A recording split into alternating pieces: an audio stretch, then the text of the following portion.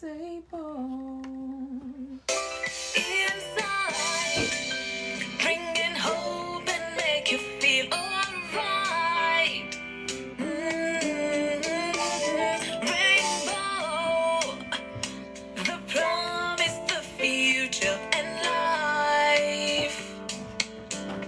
Love is light that's within me, shine to the whole world, whole world.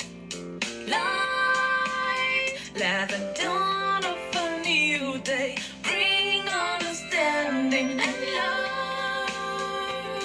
Oh, inside. Hi, Tony. I see you. Inside,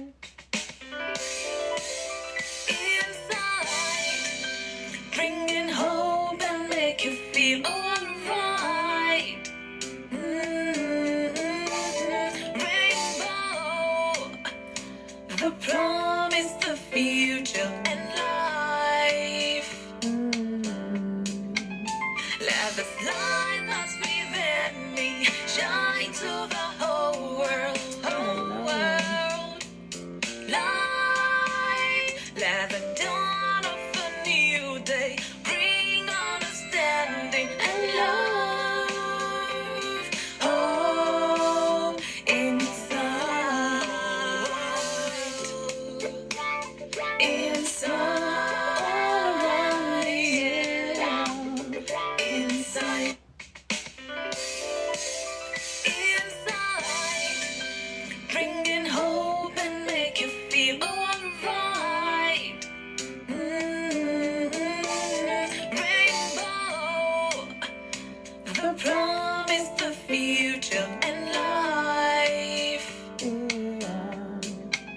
Love is light that's within me, shine to the whole world, whole world. Light, let the dawn of a new day bring understanding and love. I see you, Tia. Oh, inside. Thank you. Inside, yeah. Inside. I see you, Barito. Good evening. Bringing hope and make you feel alright. Rainbow, the promise, the future, and life. Love is light that's within me, shine to the whole world, whole world. Let's see. Light, let the dawn of a new day bring understanding and love. Oh, inside, inside, yeah. Inside, 7. Okay. inside, bringing hope and make you feel alright. Rainbow, the promise, the future, and life. Love is light that's within me, shine to the whole world, whole world. Light, let the dawn of a new day bring understanding and love. Oh, inside, inside, yeah. Inside. Good evening. Good. I can't even believe it's 8 p.m. It doesn't feel like 8 p.m. Or am I getting the wrong time? No, it's 8. Good evening, everybody. Good evening from UK. Good evening to you, wherever you're joining from. Good morning, good afternoon, good night, or good midnight, because I know different time zones. I hope you are good. Well, here is Monday, so I'll refer to today as still Monday. If you're in Tuesday, happy Tuesday. If you're just getting into Monday, you're welcome to Monday. I hope your Monday has been good so far. How was your weekend? I see you, Steve. Good evening. I am with official. I see you as well. Good evening. Thanks for joining. Please do me a big favor. Today's topic is quite interesting. So please, let's click down on our screen for about 3 seconds. Some names will pop up. Just click send, and scroll down and keep clicking send to all of your friends. Let them be part of this talk.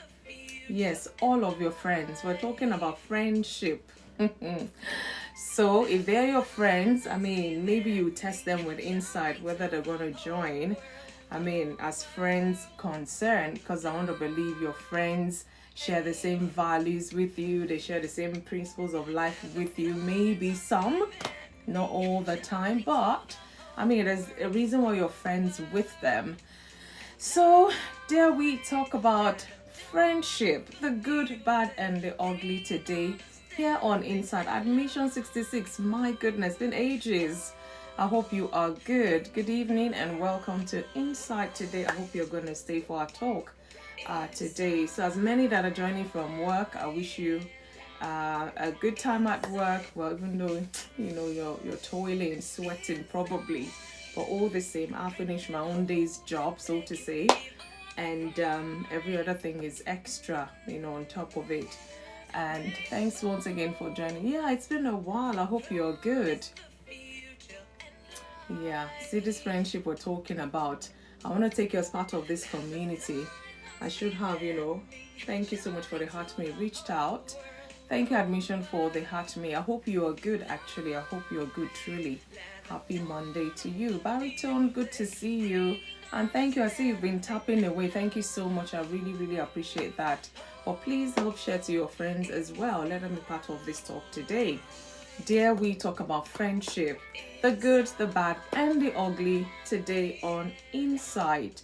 And I'm mindful of the time, actually, so I'm going to give my talk as usual. I don't have a puzzle for today, but if it gets too intense, I might find one quickly, or you guys might help me with one puzzle today just to cool the temper or the tempo, whichever one.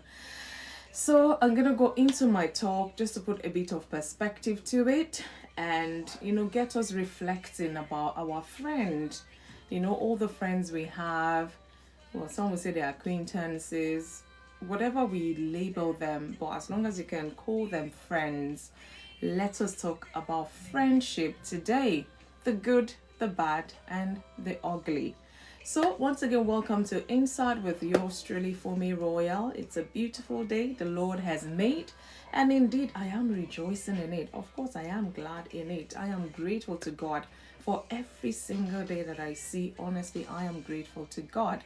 So I'm going to go into the talk, and please reflect as I, share my views, and perhaps you will bring other views that I may not have mentioned. And let's rub minds some more, because like I say, on Monday we talk about individual topics affecting lives individually that we may tend to shy away from talking about, maybe with our friends, families. But here on Inside, this is a forum to talk about these things. We'll reason it out, or we'll reason together. Even the Lord said at some point, let us reason together and see. And if you need courage, boldness, hope, trust, faith in friendship, whatever you need, A13, I see you. Thanks for joining. Let us talk about it here. Let us examine our friendship cycle or circle, actually circle, so that this English self is a borrowed language, so you have to pardon me. So we'll check our friendship to see if truly they're worth saving, or they're worth keeping, or probably at arm's length and all of that. So welcome to this talk, friendship, the good, the bad, the ugly. So I'm gonna go into that, and hopefully you can engage, whatever comes to mind as I give the talk. Just engage. I hope I won't miss it, but if I do, you have the opportunity to come into the box once I finish, and then we can discuss some more about it. So let's talk about something that touches every life, every heart, and every age. Friendship. I mean, from the childhood best friends we couldn't live without. Sometimes, my bestie. But then, if not college, uni or something will drift you guys apart, if care's not taken. So, from the childhood best friends we couldn't live without, to the people we turn to in times of joy and crisis, friendship is a powerful force in shaping who we are. Yes, not just our parents, I'm telling you.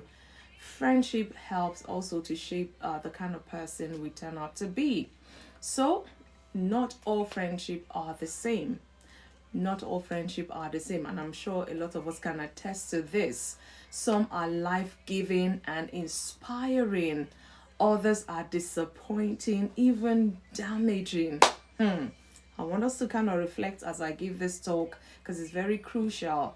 We live in this space day to day, and sometimes, whether good, bad, ugly, we don't pay attention to it as much. So this is me drawing our attention to it, especially when it's kind of rubbing off on us on a negative way or in a negative way.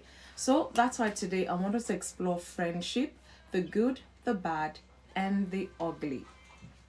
So let us break it down. At least this is to put it in perspective, really, because we can open it broad, bigger than this, but just so that we're focused today. So when we talk about the good, friendship at its best. Oh yeah, everybody craves that. Everybody desire that, but you and I know that it's not always so. So let's begin with the beauty of friendship, the kind we all hope for, quote and unquote, the kind we all hope for. So look at true companionship. Good friends walk with you through both sunshine and storm. They celebrate your victories. They support your dreams. They stay by your side even when everyone else walks away. The thing about such friend is, whether it's the good time, the bad time, the ugly time, they are there with you. And then you tend to cherish this kind of friendship or friends, but they are sometimes rare to come by. Some are friends, just by words. When it comes to action, you can't find them. But when we're talking about true friendship or true companionship, they celebrate your victories. Whatever is happening with you in your world, they are there with you. If you're crying, they cry with you. If you're rejoicing, they rejoice with you. You want to go pursue an ambition, they are the one rooting for you. They are like, you know what, I believe in you, you can do this. So these are true companionship, true friendship. And my Bible says in Proverbs 17:17, it says, a friend loves at all times, and a brother is born for a time of adversity, I guess. So let's look at the second one, is honest encouragement. So we're looking at the good companionship, or the good, bad, and ugly is what we're looking at in terms of friendship. So I'm still breaking down the good. That's why you're hearing all these good things, good stuff. So honest encouragement. Good friends will tell you the truth, not just what you want to hear. They are there. They're not going to, what's the word now? It sounds a bit ass-licking friends. No. They just want to say yes to you all the time, just to, push you, even when they're pushing you into the wrong place. So they're not just friends who tell you the truth, and they don't just even tell you what you want to hear. They help you grow, not by flattering you, but by sharpening you. They sharpen you. If you're doing something on a scale of 60, they will help you push up to 80, push up to 90. I mean, they are honest and they're very encouraging, and it's coming from, the depth of their heart. Proverbs 27:6 says, wounds from a friend can be trusted, but an enemy multiplies kisses. We don't want to be like Judas who stabbed Jesus. No, not that kind of a friend. But your friend, they help carry your wound, they help carry your pain, and you can actually trust them because over time they've proven the kind of friends they are to you. This good friends, because I'm still breaking it down, we're talking about the good friends. Unbreakable loyalty, that is what you will get from them. So in age of fake connections and online friendships, real loyalty is very rare and it is priceless. So if you have a friend who's very loyal to you, please, they are priceless. You need to keep them closer to your heart. A good friend shows up, speaks up, and stands up for you no matter what. Even when, they may have their opinion of whatever you're doing, but it's your space, it's your moment. They will support you, they will stand for you. And when you go back to your closet, they'll be like, friend, this one you have to step up, this one, I'm top. You have to, step down a little bit just to balance things and all. They will tell you the truth at all times and they always show up. No excuses, they'll come and give you the pile and pile of, hey, this is the reason why they couldn't show up. Oh, this is the reason why they were not there to speak up for you. Oh, this is the reason why they cannot stand. Anytime you need them, they're not there. Those are not good friends. But these good friends, they show up all the time. They speak on your behalf. They speak for you. They stand for you. So let's look at the signs of a good friendship. There's so many, but I just mentioned a few. Mutual respect and trust. That's what has kept the friendship going. They respect you, you respect them. They trust you, you trust them. Another sign is emotional safety. When you're vulnerable, you can, be open to them as friends. And, they can console you, comfort you, or chastise you even. That is a sign of a good friend. They're not just rubbing your shoulder to say, it's okay. When they know you've done wrong, they might, of course, they're afraid they don't want to lose the friendship, but they will tell you the truth anyways. So you can be safe with them emotionally. And another sign is shared values and goals. These are things that kind of, make you connect some more. When you have shared values, you have shared goals. Even if they're different, you have your goals, they have theirs, but you share with one another, you support one another through pursuing it, and you encourage one another. Say, my friend, this is your goal. The year is nearly ending. What are we doing? What are you doing about it? Okay, where about are you? What else can we do? They're there to say, okay, maybe you need to do this. Let's try this. Let's research this. Let's do that. They share your values and your goals, and they're happy, when you achieve them as well. They're not the one that would, from afar, be doing that to you. They're always there supporting and rooting for you. And this good, another sign of a good friendship is encouragement and not competition. Because some people, they might be good friends, but everything you're doing, they want to do, and they think they can do better. And unknown to them, this is a sort of competition, and most times it's not healthy.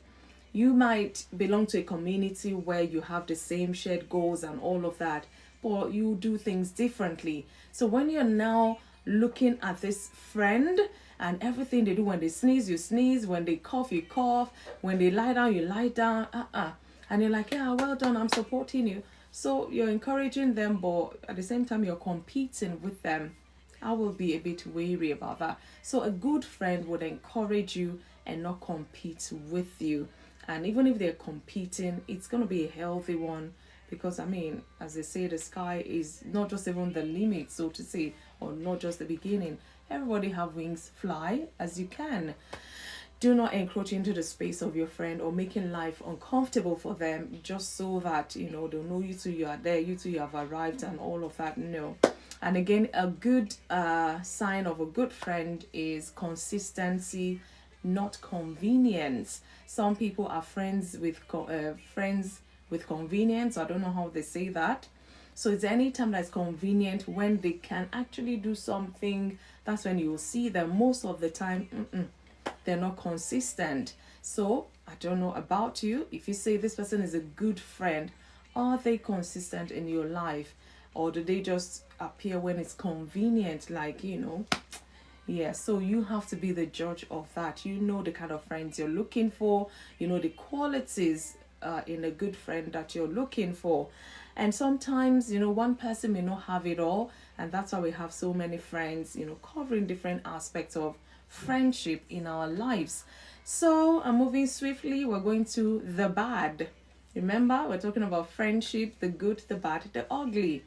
So let's move on to the bad. And this is where I really want us to pay attention and reflect and think about the friendship that surrounds us so that you can begin to, sift and, sort through them so that you are in a good place yourself.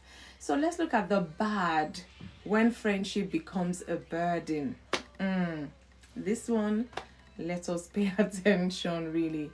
So let's talk about the bad, the friendships that aren't toxic, but they aren't truly healthy either. So remember, I said the good, I've talked about the good, now the bad, and then there's still the ugly. So if you think this is bad, listen. Just listen and reflect anyways. So let us look at, like I said, the bad friendship. They're not toxic, but they're not healthy either. So we need to hear, because we do have them, I'm telling you. Sometimes we don't pay attention to this kind of friends, but they may just exist in our circle. So one-sided relationships, I've been in this severally. And at the end of the day, I'm like, you know what, let everybody just be. To your tent, O Israel. To your tent, O FunmiRoyal. So one-sided relationships, this is when one person gives, one person listens, one person supports, and the other only takes and take and takes and take and takes, Over time, it becomes emotionally draining. You just find out that when somebody mentions this person or you have something to do with them, in fact, you sigh a big sigh because it's like, oh, not again. They're friends with you, but you're not enjoying the friendship because you're the one always giving, always listening, always supporting, and all of that. And they're just taking. One-sided relationship is not really a healthy one, because, we're human. At some point, you get to that break point. And, if you guys not taking, it will not end well, so to say. So you have to really be wise in dealing with such a friend. Another let me put it, another burden, of being friends that is bad, or in a bad friendship relationship, is with friends who gossip or judge. They may smile in front of you, but talk behind your back. They criticize your choices, they discourage your dreams, or compare you to other people. Yes, you may have such people in your life. When you're together, they'll be the quietest. They would, nod and all of that. But the moment you turn your back, they'll be the one talking. Look at what's wrong with that? And they talk, and people wonder, but this person says they're this person's friend. Why are they talking about them like this? You see, friends who gossip or who judge, they criticize your choices. Sometimes they don't even do it to your face. They do it behind you. And words will go to this person, go to that person, and come back to you even in the way they probably have not said it, maybe bigger or whatever. And then you're surprised that this person says they're your friend. Why would they, be criticizing everything you do all the time, and they don't come and do it to your face? So you tend to wonder, are people lying about this person? Could it be true? And you don't want to lose that friendship because you think it's a good one. And you just stay there, and they keep doing this until one day, they say every day for the thief, one day for the owner. You're just walking into the room and they're the one talking. Who does she think she is? Who is he? Is he the only one? And you'll be in shock. My goodness, is it me this friend is talking about? And then you just stop them from behind. What have I done to you? I thought you were my friend, this talk. And then the whole office is in turmoil, and what can escalate from there. So sometimes they compare you to others. Look at this person. They just don't have something good to say, about you. And the fact that they even go behind you to say such things is really, really disgraceful.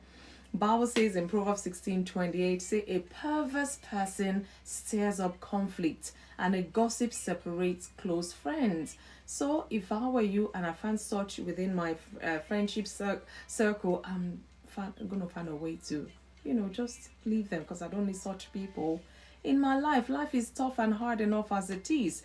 If you're not going to encourage me, if you're not going to do the needful, just stay in your lane, or stay where you are, and let me be as well. Or rather than, doing all of that all over about me, and yet you come and hug me and tell me this, no, that is not good friendship. Another one for a bad relationship is friends without boundaries.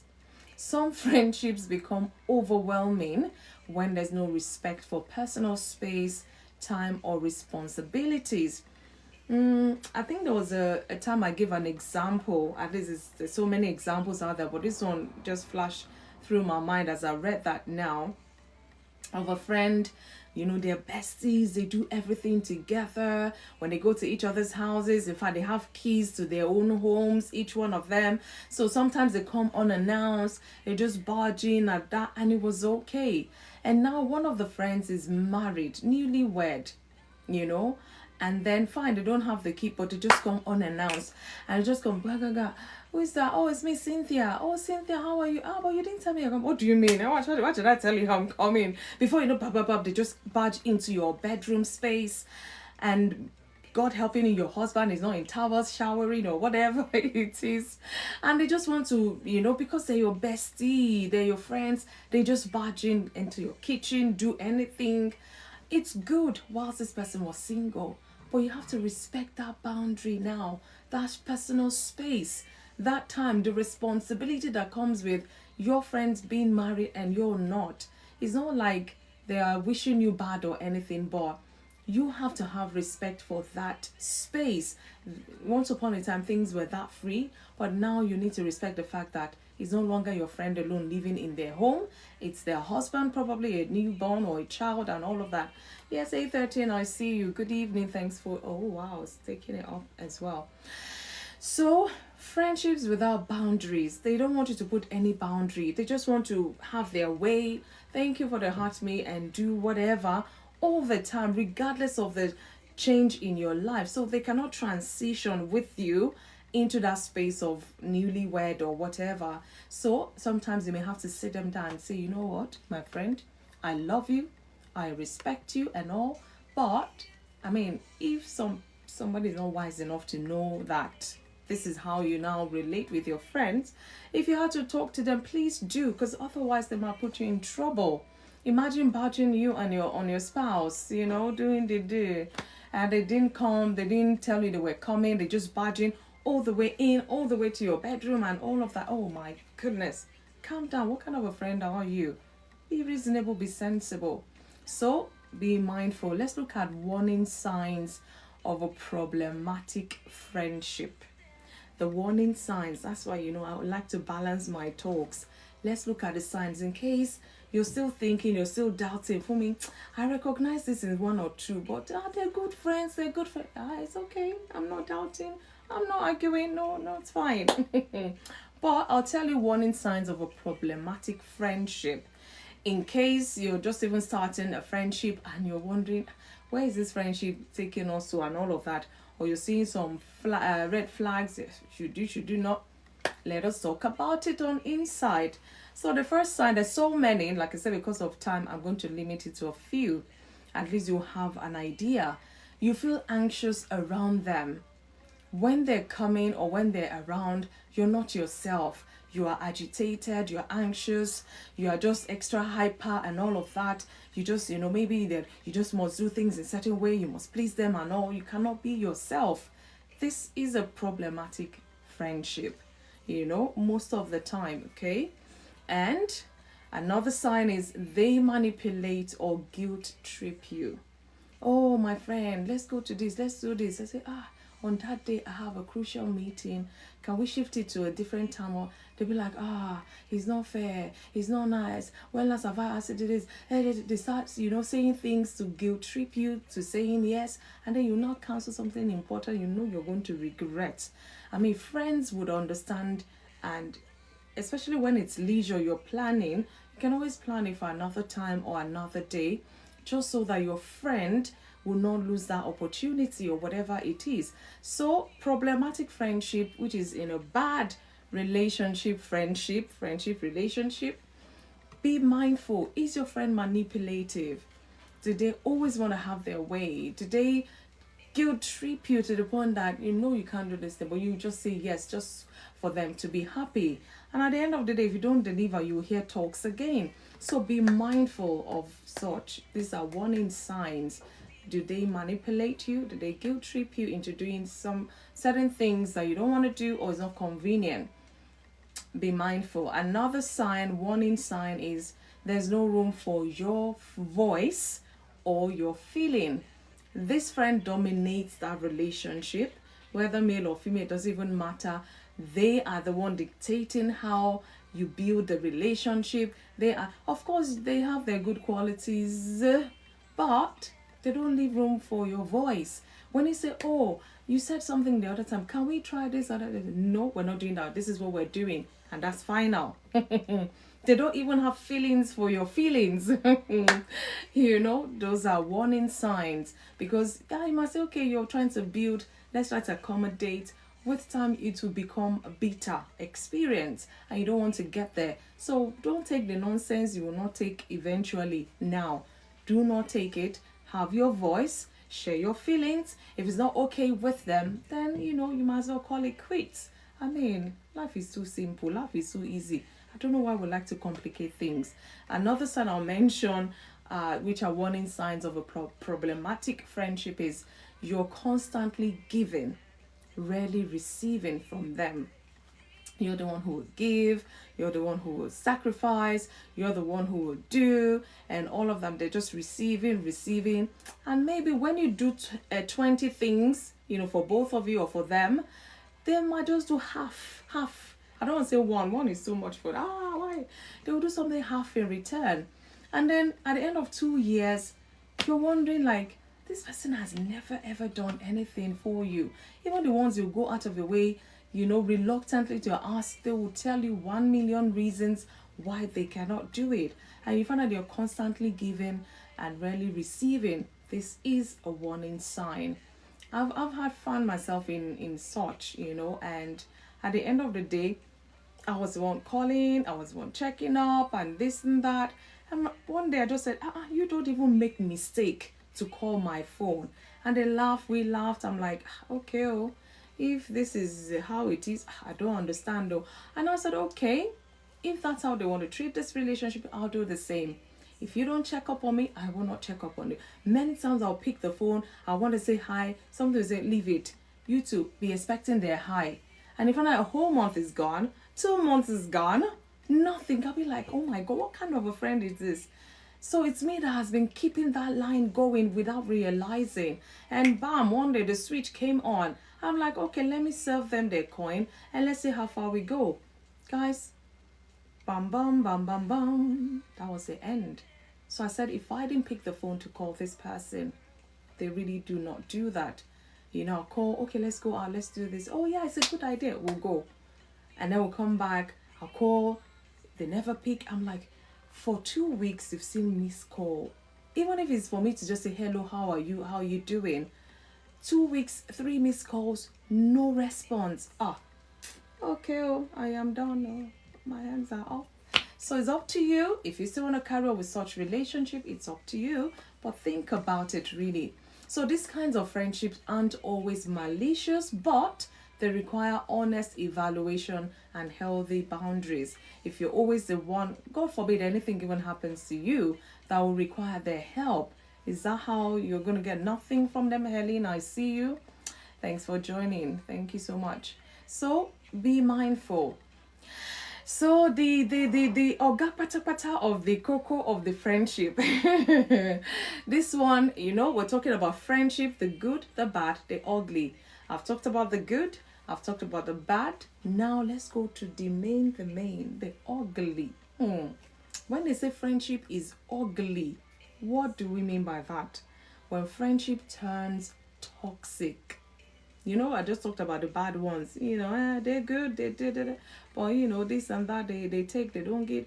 But let's talk about the ugly friendship. The friendship that turns toxic.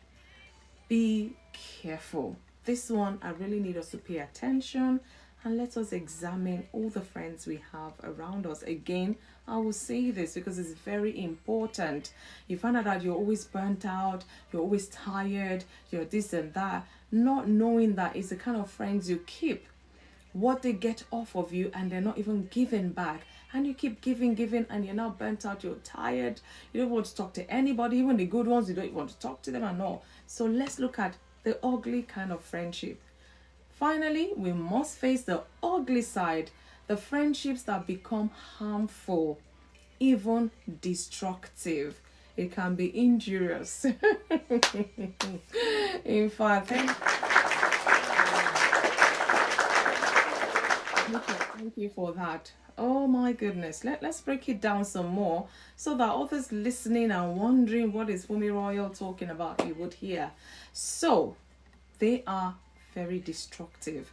The first thing you will look out for is when they're ugly friends. I'm not talking in terms of facial looks or whatever. I'm talking in terms of character, way of life, and all of that. Toxic influence on you without you realizing, because your heart is good. Yeah, you want a friend, you want to build this. Yes, you're just getting to know them. They might not be perfect. I get it. But when it becomes toxic, the influence they're having on you, how is that going to better your life? Some friends pull you into gossip, addiction, dishonesty, or even negative thinking. They don't lift you up for anything. They drag you down. Even if the time they met you, you're up there. By the time they come into your life, you find yourself down there. Down. There we go. Oh, Police Academy, I remember that. Never mind me. So they have this toxic influence on you. You're the type, you don't drink, you don't smoke, and then when they say, oh, come, let's go out, because you're trying to mingle, get to build this relationship, and you get there, not just smoke, they bring the other stuff as well, and you're wondering, but I told you I don't smoke. So, oh, come on, just this one time, try it. And then you're the type that you don't know your left from your right. You just want to have this friend in your life, and then you just one puff of whatever, you don't even know what it is. And then, oh my goodness, you start seeing aeroplane like on your level, and you start imagining stuff, you know, those movies you watch. I don't know, I've never tried in my life, and I would never do that. But I mean, I guess I'm talking from movies or whatever. And you take the one puff, that's when you know that he's royal. You start bowing to everyone, and you start seeing things very far off, close by, and also start happening to you. Say they're always around us, or I know, but you have to know to put them in their place. Somebody comes into your life and you now become a drug addict. Somebody comes into your life, you're constantly lying. Your mind is so negative, polluted. And this is the kind of friends you want to keep. They are so toxic, and they're dragging you down. You were once a go-getter, you know, you have goals, you have plan. Before you know, all you do is clubbing. You go to parties, even the ones they've invited you, the ones they've not invited you, you're the chairman, chief executive, everything, all of that. And you're telling me this friend is good for you? Especially our children, please be mindful of the friends you keep. Because, you know, once they leave home to go to uni, they have all the freedom in the world. Mommy and daddy will not be there 24/7. I mean, whether they're staying in their room studying, you might not be able to tell. But you want to believe you've trained them well. But, you know, influences from school, from college or uni or whatever, could be a stronghold sometimes. That's why we need to keep praying for our children. 1 Corinthians 15:33 says, do not be misled. Bad company corrupts good character. So even if your child has left home good, the bad company they may meet out there might corrupt them. And then once your child comes back home, you want, hey, you know, we African people, the way we lament, hey, you know, you speak your language in words of lamentation. This wasn't the boy, this wasn't the girl that left this house. I don't know what has come with just 1 year in uni, and they've come back a different person I don't even recognize. And you start singing all of this song. Check the friends they've kept over the year. Check on them. Ask about their friends. So who's your friend now? Who have you made friends with? What do you guys do? What are you up to? You find they are adults and all, but you still have to look out for them. And above all, pray for these children that they will not be misled by bad a company, because it's very important. And even we adults, sometimes we want to belong by force, and it's this kind of people that we're allowing to influence us to become dishonest, to be negative minded, to become addicts to whatever and all of that. So be mindful, because like I said, ugly friendship, they are very toxic in nature.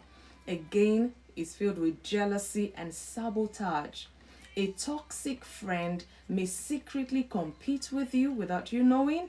They will display your success as their own. They don't care, because they'll say, after we're friends, what's yours is mine, what's mine is yours. Yes, pray. Yeah, we need to pray for them. Or even try to sabotage your relationships or progress. I watched a clip on, where was it, YouTube or somewhere on the social media not too long ago. This person, you will not believe. In fact, even thinking about it now, I'm like, what kind of a thing is this? So this person is the tailor, designer, whatever. They've been with this tailor for years. In fact, they almost call each other like sisters. And then this client came and said, guess what? My boyfriend in, is it America? Let's say America, for example. He's sending money for me to buy beautiful clothes, make beautiful clothes. He's coming to my people to ask for my hand in marriage. And the tailor was like, oh, my sister, I'm so happy for you. In fact, we'll get you the latest material. The girl said, he said, money is not the problem. You can do this, because she's relating with her as a friend, even like a sister. But this tailor was like, I'm so happy for you that day. In fact, my own dance will be different. You know, the psych and psych. The moment this girl, the client left, supposed sister left, and I said, hey, even this one wants to marry. This one, you know, the way they act the things, this one wants to marry. I said, what's your own problem? You go and look for your own husband to be or whatever. Say, I will show her. And of course, they get so diabolical in things. She bought good materials. She made the best dress for this client. And she now went diabolical and did something.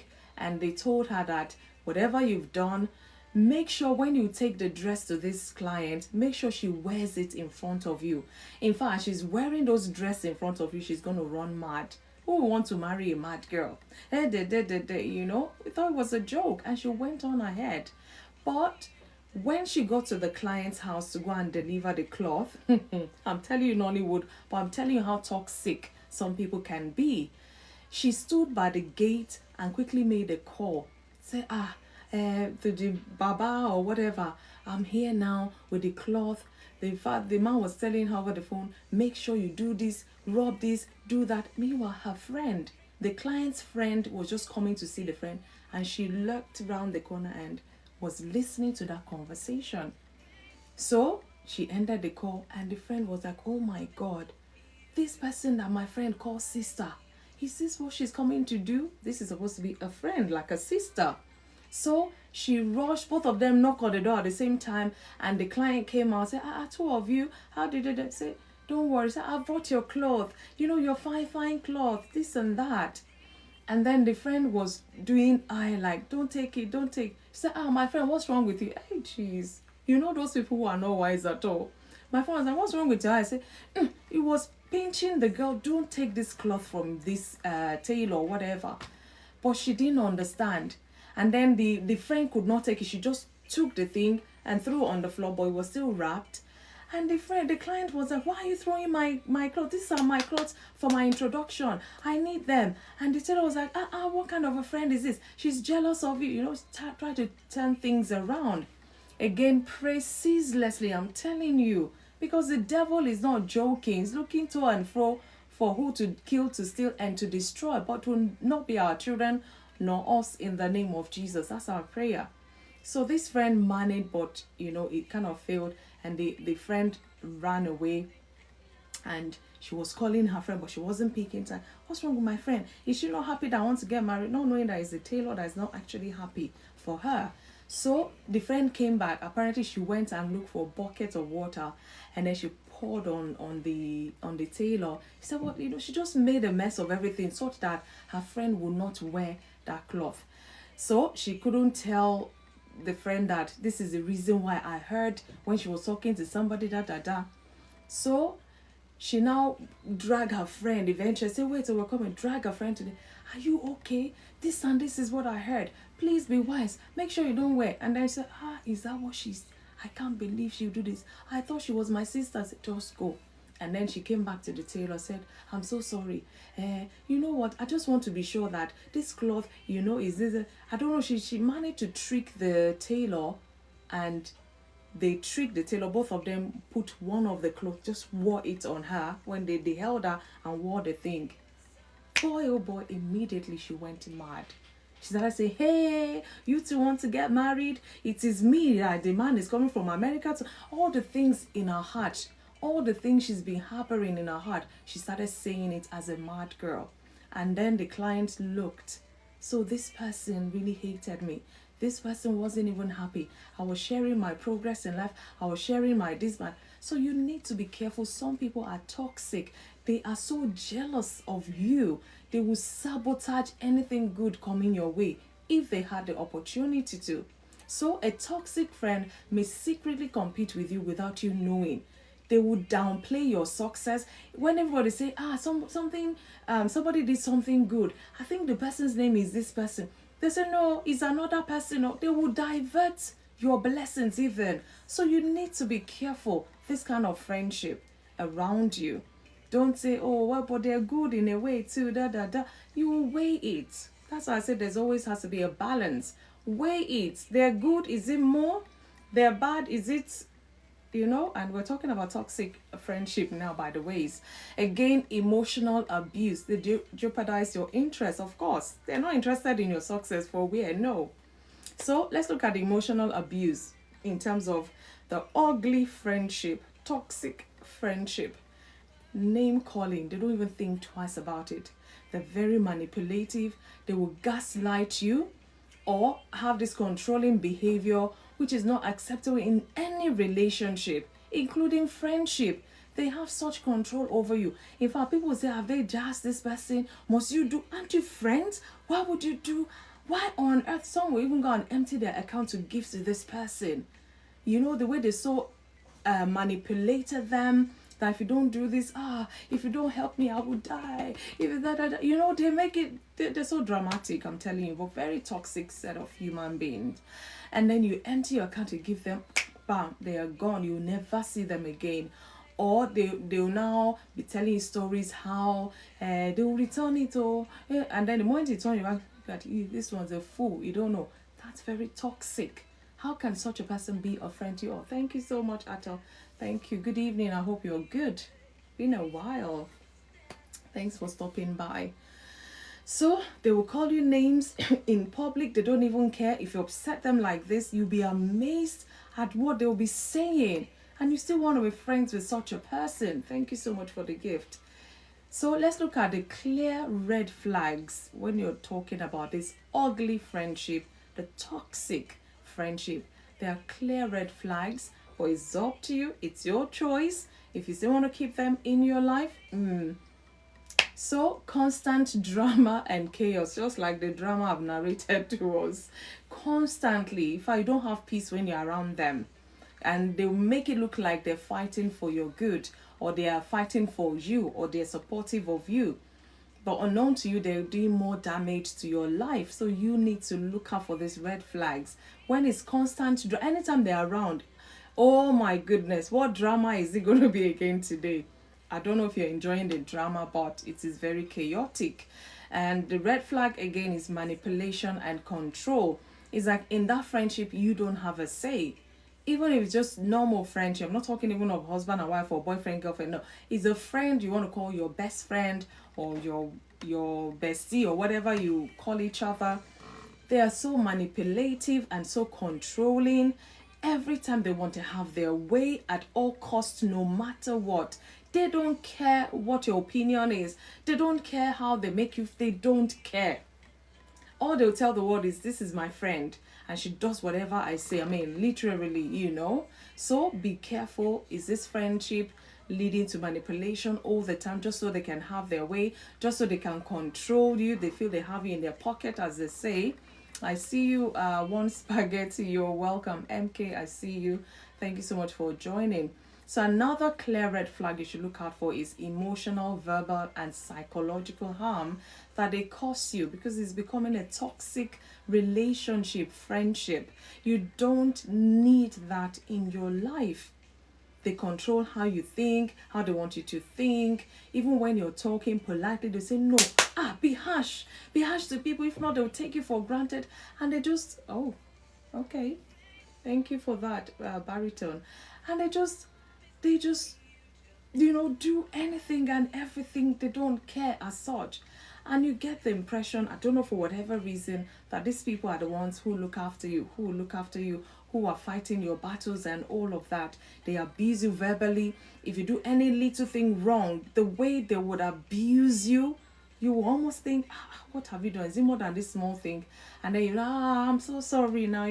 You will be want to apologize for the name callings. They call you names your parents never called you. They call you names people around you never called you. And you're still like, okay, that is a red flag. And psychologically, you're being harmed. Your mental health is not even safe anymore. Be mindful. And the last one again, red flag, is disrespect your values, your dreams, or even your safety. There is nothing you share with them. It's how it will never work. Never ever work. And they'll go and bring examples, and you will see the evidence and know that, oh, this is my goals, this is my dream. It can never be achieved truly. And that's the end of it. Just from a friend, a toxic friend at that. They're not thinking of your safety. Say, for example, when you go on motorbikes, you wear your helmet and all, and you want to wear helmet. Say, no, you don't have to wear helmet. You say, but what if you fall and bang your head? Don't worry, you can't fall. After I'm here with you. Hey, as simple as that is the kind of toxic people that sometimes we find ourselves involved or engaged with. So be mindful. Look out for these red flags. Do not ignore it. Do not. I know, like I said, of all this, they still have some good to them, but their ugliness far outweighs their good. So be careful. In such cases, walking away from them is not betrayal. It is wisdom and self-respect. I will not speak to you in that tone. Do not take that tone with me. Do not call me names I would never even think to open my mouth to say. And you just call these names, referring that to me. No. So what? Don't like what you hate, or how do they say that's saying? Don't like what you hate, or don't hate what you like, or whatever it is. So you talk with them with respect, but they're always talking with disrespect to you. No, you need to be mindful. Red flag. So walking away is not betrayal. It is wisdom, and you're giving yourself some self-respect. So now I'm rounding off soon, but let's look at this: choosing and being the kind of friend, being the right kind of friend, choosing to be the right kind of friend, and being the kind of friend as well, the same kind of friend. Because if I'm kind to you, I'll expect you to be kind in return. So if you're always kind to me and I'm not kind to you, what are you still doing with me? Well, no, I'm kind. FunmiRoyal is kind. Friendship is a gift. It's a gift, but it's also a responsibility. Not so many people can stand up to that responsibility, and that's why you yourself have to check. You are the owner of your life, apart from God owning your life, but you have your life to build. As you build it, that's the outcome you're going to see. So let's ask ourselves 2 key questions as we're listening tonight, and I want us to really reflect on those questions. I'm going to be breaking them down. So we're talking about choosing and being the right kind of friend. You want to choose the right kind of friend. You want to be the right kind of friend to whoever as well. So the first question is, who are you surrounding yourself with? This question you need to ask yourself. Are your friends building you or breaking you? Ask yourself that. And under that again, do they encourage your growth or keep you stuck in a spot? When they met you, you were the same. When they're with you 20 years, you're still the same. They're with you 100, you're still the same. When you're not Jesus Christ, the same yesterday, today, forever. Jesus has come and gone, we know. But these are things you need to ask yourself. Are your friends building you or breaking you? Do they encourage your growth or keep you stuck, stagnant? Stagnant water stinks. Again, the second question you need to ask yourself, which I'm breaking down as well, is what kind of friend are you? I'm asking myself, what kind of a friend am I? NRG, I see you. Thanks for joining. Sandy, you are welcome. What kind of a friend are you yourself? Do you listen as much as you talk? Do you? Are you present when others need you? Or bunch of excuses? Bunch of excuses all the time. And you want them to justify those excuses, the reason why you're not friendly in that friendship relationship. Are you present when others need you? Just as much as they are present when you need them. And again, what kind of a friend are you? Do you celebrate others' success or secretly compete? I'm asking myself, do I? I don't even know, competition, okay? I want to be a better version of me. So maybe, yeah, I'm competing with myself and I'm friends with myself. So maybe, yeah, there you go, FunmiRoyal. No. I love to celebrate successes because I know the more I celebrate people's successes, my own success will come. This is my own mindset. I mean, I sometimes wonder why people will be jealous of one another, because your success will be different to their success. So why being jealous? Your success might not be today, theirs is today. Celebrate them. And your success might just be tomorrow and they'll be there to celebrate you as well. Don't be secretly competing. What are they doing now? Are they always successful? You be doing that and you neglect what you're meant to be pursuing yourself. Do you celebrate others' successes or do you secretly compete with them? These are questions we need to ask ourselves. So friendship isn't about being perfect, guys. Leslie, I see you. It's not about being perfect. It's about being present, about being real and being kind to whoever you are in that friendship relationship with. Thank you for the heart to me, Leslie. You're welcome. I hope you're having a wonderful Monday. Thank you for the gift. So guys, like I said, I'm rounding up. My final thought is friendship through the lens of faith, because I have to go here. And thank God for the Holy Spirit. He would, guide our hearts if we let him, actually. Even in friends, whatever we want to do, you check your spirit, check the Holy Spirit, ask of him, this friend, do you think I should pursue it? Do you think I should build it? Let him guide you, because it's safest that way. So if you come from a faith background, I need us to consider John 15:13. Yeah, there we go again. TikTok. 1 second, people.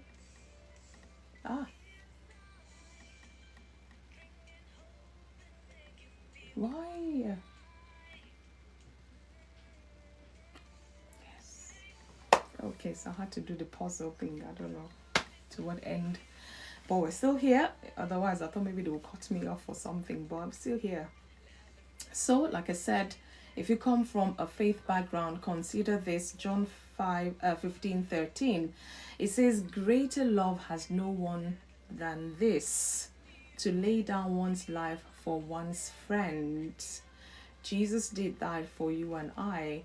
And I've seen cases, well, maybe in movies you've heard of, people in a home or in a house, friends in schools, in a dormitory, whatever, and armed robbers will come in and they'll point the gun to want to kill somebody, and a friend would jump in front and they'll be the one to get shot or whatever. We've heard of that. Can anyone jump the bullet for you? Do you have any such people in your life? I know it sounds a bit funny, but this is the kind of friendship God even wants us to have for one another. It may sound hard and all of that, sacrificial, no doubt about it, but it is worth it. It is worth it. It is worth it. Jesus modeled the ultimate friendship, one that sacrifices, one that forgives, one that loves unconditionally. That is the golden and the highest standard of any friendship. But like I said, We're talking about friendship, the good, the bad, and the ugly. And having broken all of this down, you probably have to sit down and write the names of your friend on a pen, on a paper, and begin to, sift through this friend. What is the relationship? How is it? Has it been good? Has it been bad? Has it been ugly? You can determine that for yourself. And it's based on these few points that I've been able to raise tonight. So I'm going to conclude by saying this. Yeah, time is perfect. Remember this. If you're just coming in and you haven't heard all that I've said so far, you missed a bit, but I'll just kind of recap or know this. Today we're talking about friendship, the good, the bad, and the ugly. And I've, broken all of this down for us to examine our friendship life. So the good friendship is worth nurturing and fighting for. It is worth it, trust me. It is worth it. Sometimes, have you not noticed that you have some friends who are so close, who are so nurturing, who are so there for you, even more than your siblings? And yeah, this is the truth of life. It happens sometimes, And then remember that the bad needs boundaries. They need honesty, and sometimes you may have to put them at a distance for your mental well-being's sake. And unapologetically do this for you, because you matter in this space. And whoever you bring into your space, if they're not going to contribute to helping you in your space, put them back outside the space. Okay? And then the ugly, the ugly bit of friendship must be recognized. And not just recognized, you have to confront them. And if necessary, release them. Let them go. Let them go. Do not let people, there's a saying that show me your friend and I tell you who you are. And you're the good person, But all the people they see around you, they are the ugly friends. So everybody would term you and them as ugly friends. And you don't want that. So release them and let them go. So guys, choose your friends wisely. I'm not telling us what to do. I'm just, like an advocate of good living. Choose your friends wisely. Be kind, or be the kind of friend who heals, not the one who harms. Somebody comes with a wound and you bring salt and pour it on the wound. Do not be that kind of a friend. And never, never, ever, ever settle for less than. Friendship that brings out your best. Never settle for anything less than that, because everybody's aspiring to be better. I want to be a better version of me, so to say. And if the people I have around me are taking me to the version I'm trying to run away from, I will have to release them. I'll push them, to a distance, because I don't want to say I'm struggling. I'm trying my best to be the best that I can be. And if you're not going to help me achieve that, let me be. Let me do it on my own, so to say. I know no man is an island, but then that's why we have to be careful. And that's why I dare us to talk about this topic today. Friendship, the good, the bad, the ugly. What kind of a friend are you yourself? Be mindful. Choose your friends wisely. Be a kind friend so that others too can be kind to you. And if they're not, like I said, you know what to do. So this is where I'm going to end my talk for today. But I have 2 questions for us today. So even if you've not heard this, at least you can think about these questions and, reflect on it and what comes up for you. So my first question today is, why do people sometimes stay in unhealthy friendships even when they know it's not good for them? Why do people sometimes stay in unhealthy friendships even when they know it's not good for them? The second question is, have you ever had to end a relationship or a friendship for your well-being? How did it affect you emotionally or spiritually? Have you ever had to end a friendship for your well-being? and how did it affect you emotionally or spiritually. We can share this so we can learn some more. These things are very important. Either makes us or breaks us. Nobody wants to be broken. We want to be made, we want to be successful in life. So what kind of a friendship do you keep? Guys, thank you so much for listening to my talk today. Thank you.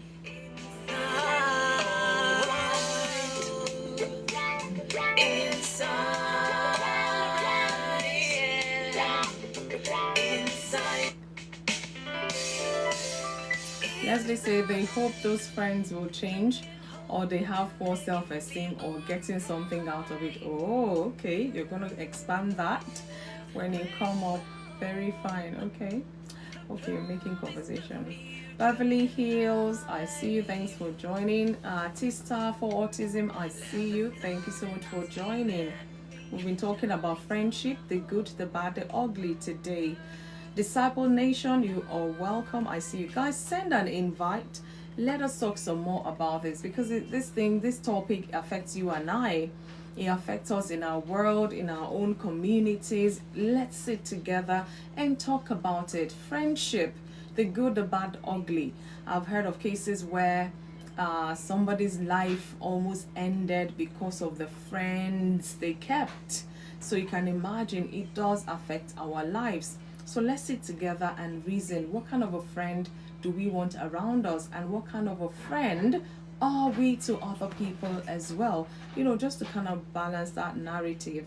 So let's see. Please send an invite. Let us talk some more about this topic. It's very crucial. It is very important. We won't shy away from talking about it. Perhaps we might just be saving one another from some toxic relationship. Who knows? So God helping us. God helping us. Good evening. I see your admissions. I think my screen is frozen. Okay. There you go. Shapeho247, I see you. Thanks for joining. So I don't like cutting people off, but I will give you a lengthy. Who is this person? Hiatus. Who are you referring to, Leslie? Oh, okay. You're contributing. I thought maybe you were having a conversation with somebody there.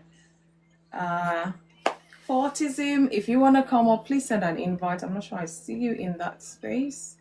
Well, I know you're listening. I know you're there anyways. Good evening, everyone. Admissions, Leslie, A13. Good evening, and thank you guys for tapping. I really appreciate that.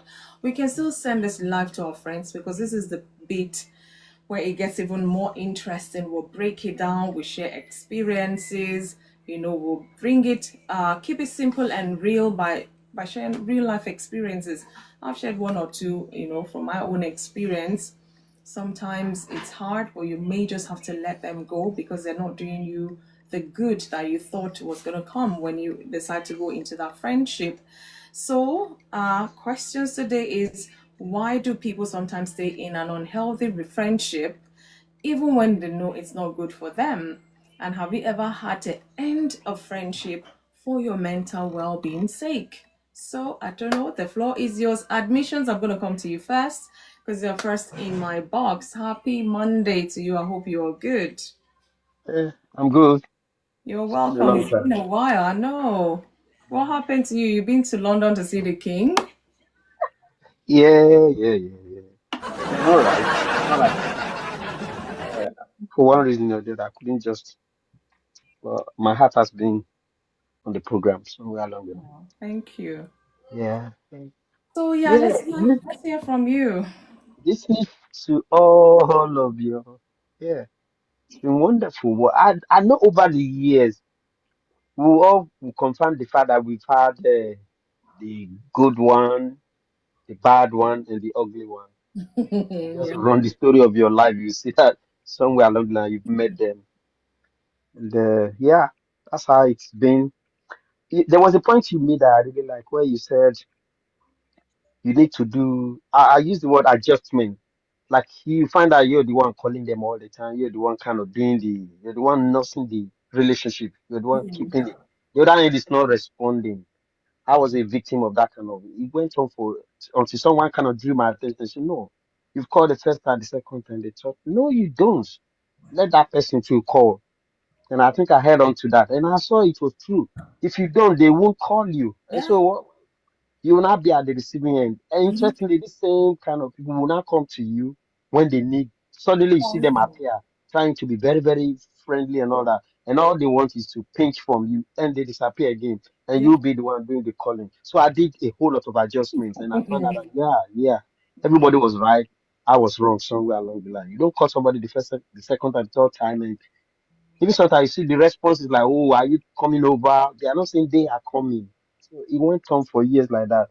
And I just use the word adjustment. If you are into any kind that kind of relationship, review it, and where possible, you can pull out, or at least see if you see the other end to trying to make up by calling you, then yeah, the adjustment come in, then you can go out. But don't be the only one calling, and before you know, maybe they are snorting at You your see, call. so, I hear you. You know, that adjustment you talked about, Yeah, I introduced it stylishly, yeah, and it's like, no, no. I'm Then you here saw to they were hold. not I mean, genuine. this thing it went on for almost a whole year Yeah, to let you know. Sanal said, no, no, no, this is not right. So at the time I discovered, I'm like, we're trying to build this thing. And then I found out the visitation is once me always going to visit, me always going to meet up, me always going to. And anytime I say, oh, can you, and not just even meet up, is to go out. This person, I've invited them many times over to my house. At least come meet, meet the family and all. We've been talking and all. But it's just one thing or the other. And likewise, they don't want me to come there. We'll meet in the shopping mall. Well, I'm like, for a whole year, what's going on here? We'll go to yeah, lunch or dinner or something, and then after that, we come back, life goes on. I give, okay, 2 weeks. I miss this person. No, hello, how are you? The week after, no, nothing. Hello, did you not say I'll call? No response. I just was like, for me, are you desperate? yeah. I was trying to build because the only way you can get to know each other is if you try both of you to build. But when the building is one-sided, trust me, there's It no doesn't, it doesn't adaptability, work. anything. It doesn't work that way. Yeah, you're right. So I've seen those kind of relationships. And as soon as you adjust, you find out that they are not upcoming. That tells you they were not genuine in the first At instance. And all. it's just that kind of friendship that. Yeah. And there's something I've also observed here. You know, I'm usually on Thursday with you, Yeah. but for not seeing for a long time, like, oh no, I'm gonna go even Monday, experiment joining you on Monday. That something will just happen before I come in. Yesterday we were watching a video. A video was trailing on most of the platform where they were kind of warning parents that they should be very careful the company their children keep and all that, the friendship they keep and all that. They went to a party and they spiked them up. It was a whole lot of preparation where all sorts of things were let into a drink My and they were God. served out to these guys.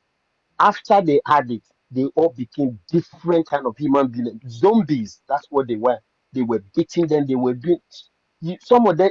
We even had one of them that was virtually running mad, Wow. saying things and all. Yeah, the video still that I'll get Oh you a man, copy I maybe see after. you.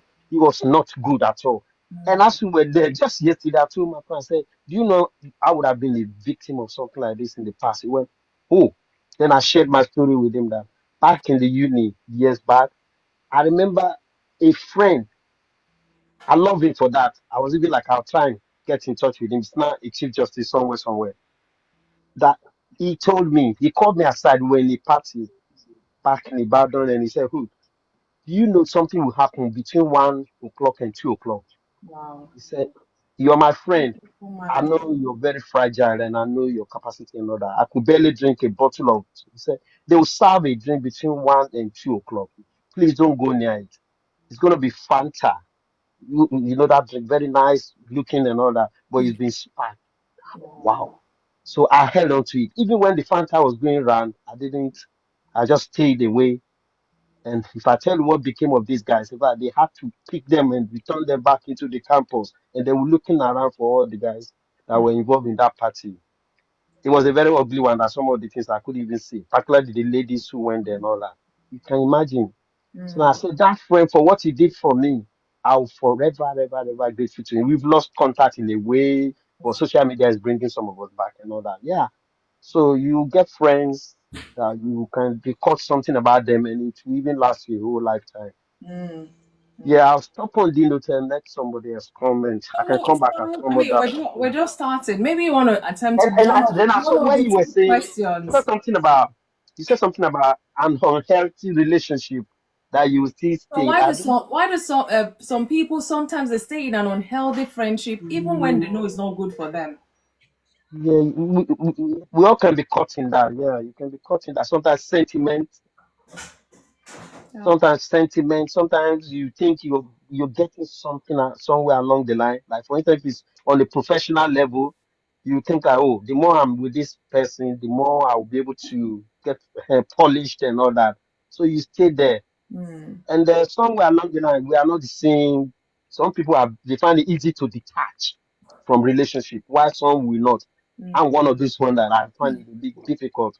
So yeah, I won't want to just pull out. So I'll be giving it that try and let's see if it's gonna end well. But that's not to say that if you see those red flags, mm, run if where possible and stay away. Detach yourself of any sentiment that could keep you in a relationship that or a friendship that will be injurious to your person and all personality and mental thing. You even said you can run into that. Yeah. yeah. So I'll be here for now. Okay, all right. Thank you for your contribution. It's amazing. It's amazing when it's one-sided. It's not healthy. That's what I how I can term it, because you're putting your life in there, you're sowing energy and all of that, and you're not getting it back in return. And it's as good as building a relationship with yourself. And then if care's not taking you, my happy, is it like you're desperate? Because I felt like I'm not desperate. I'm just out of courtesy.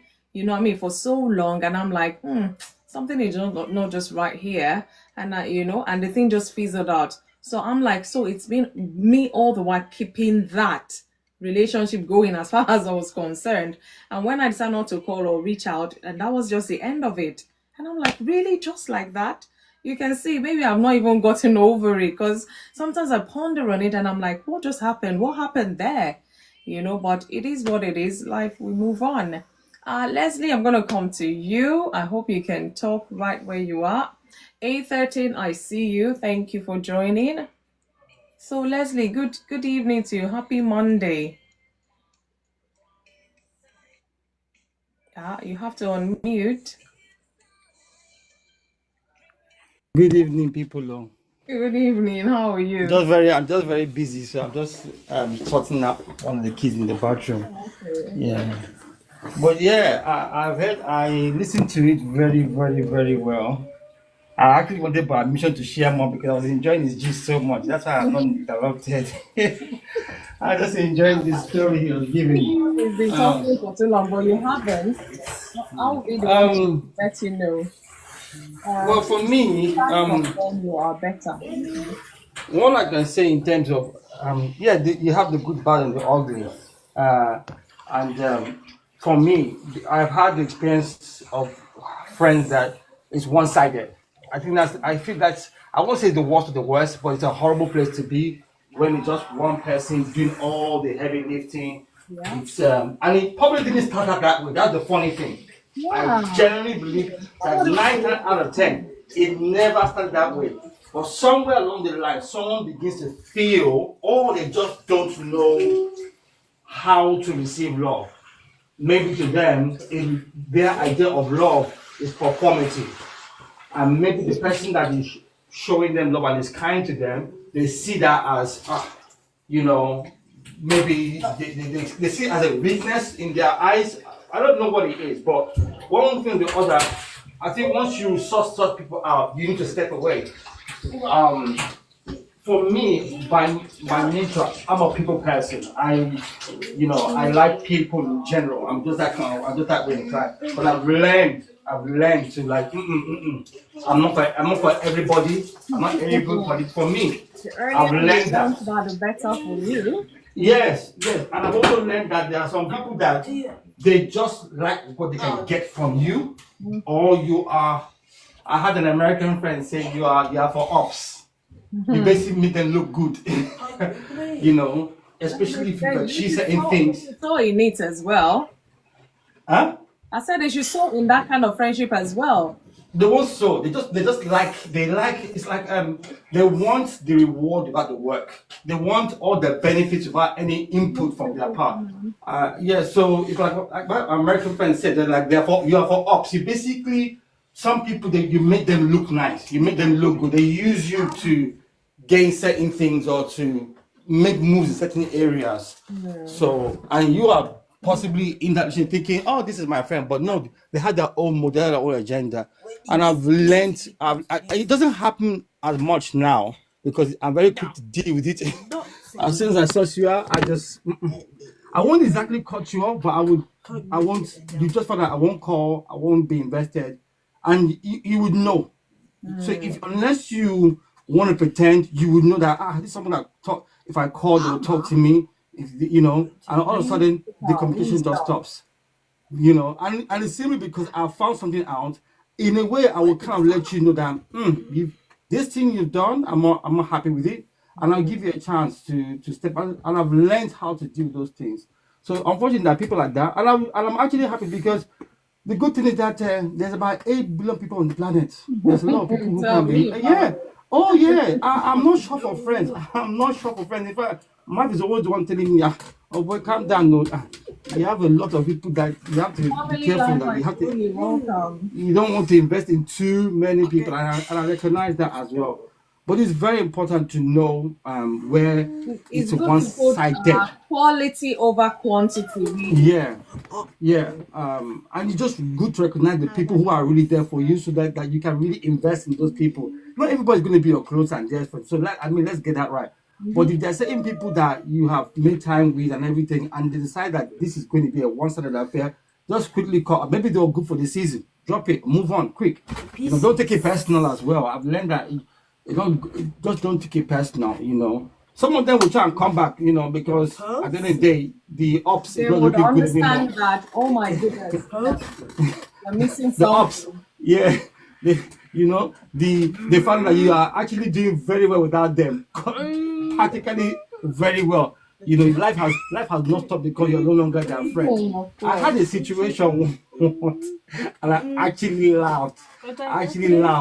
And this is someone that I'm sure that story. I've shared this story once, but he actually said it to his mom that you should be happy I have money. And how that I should be happy that he has money because I can say I have friend that has money. And I looked at this guy thinking, bro, you think I was just born today? Until today, me and this person, we have not talked. We do not.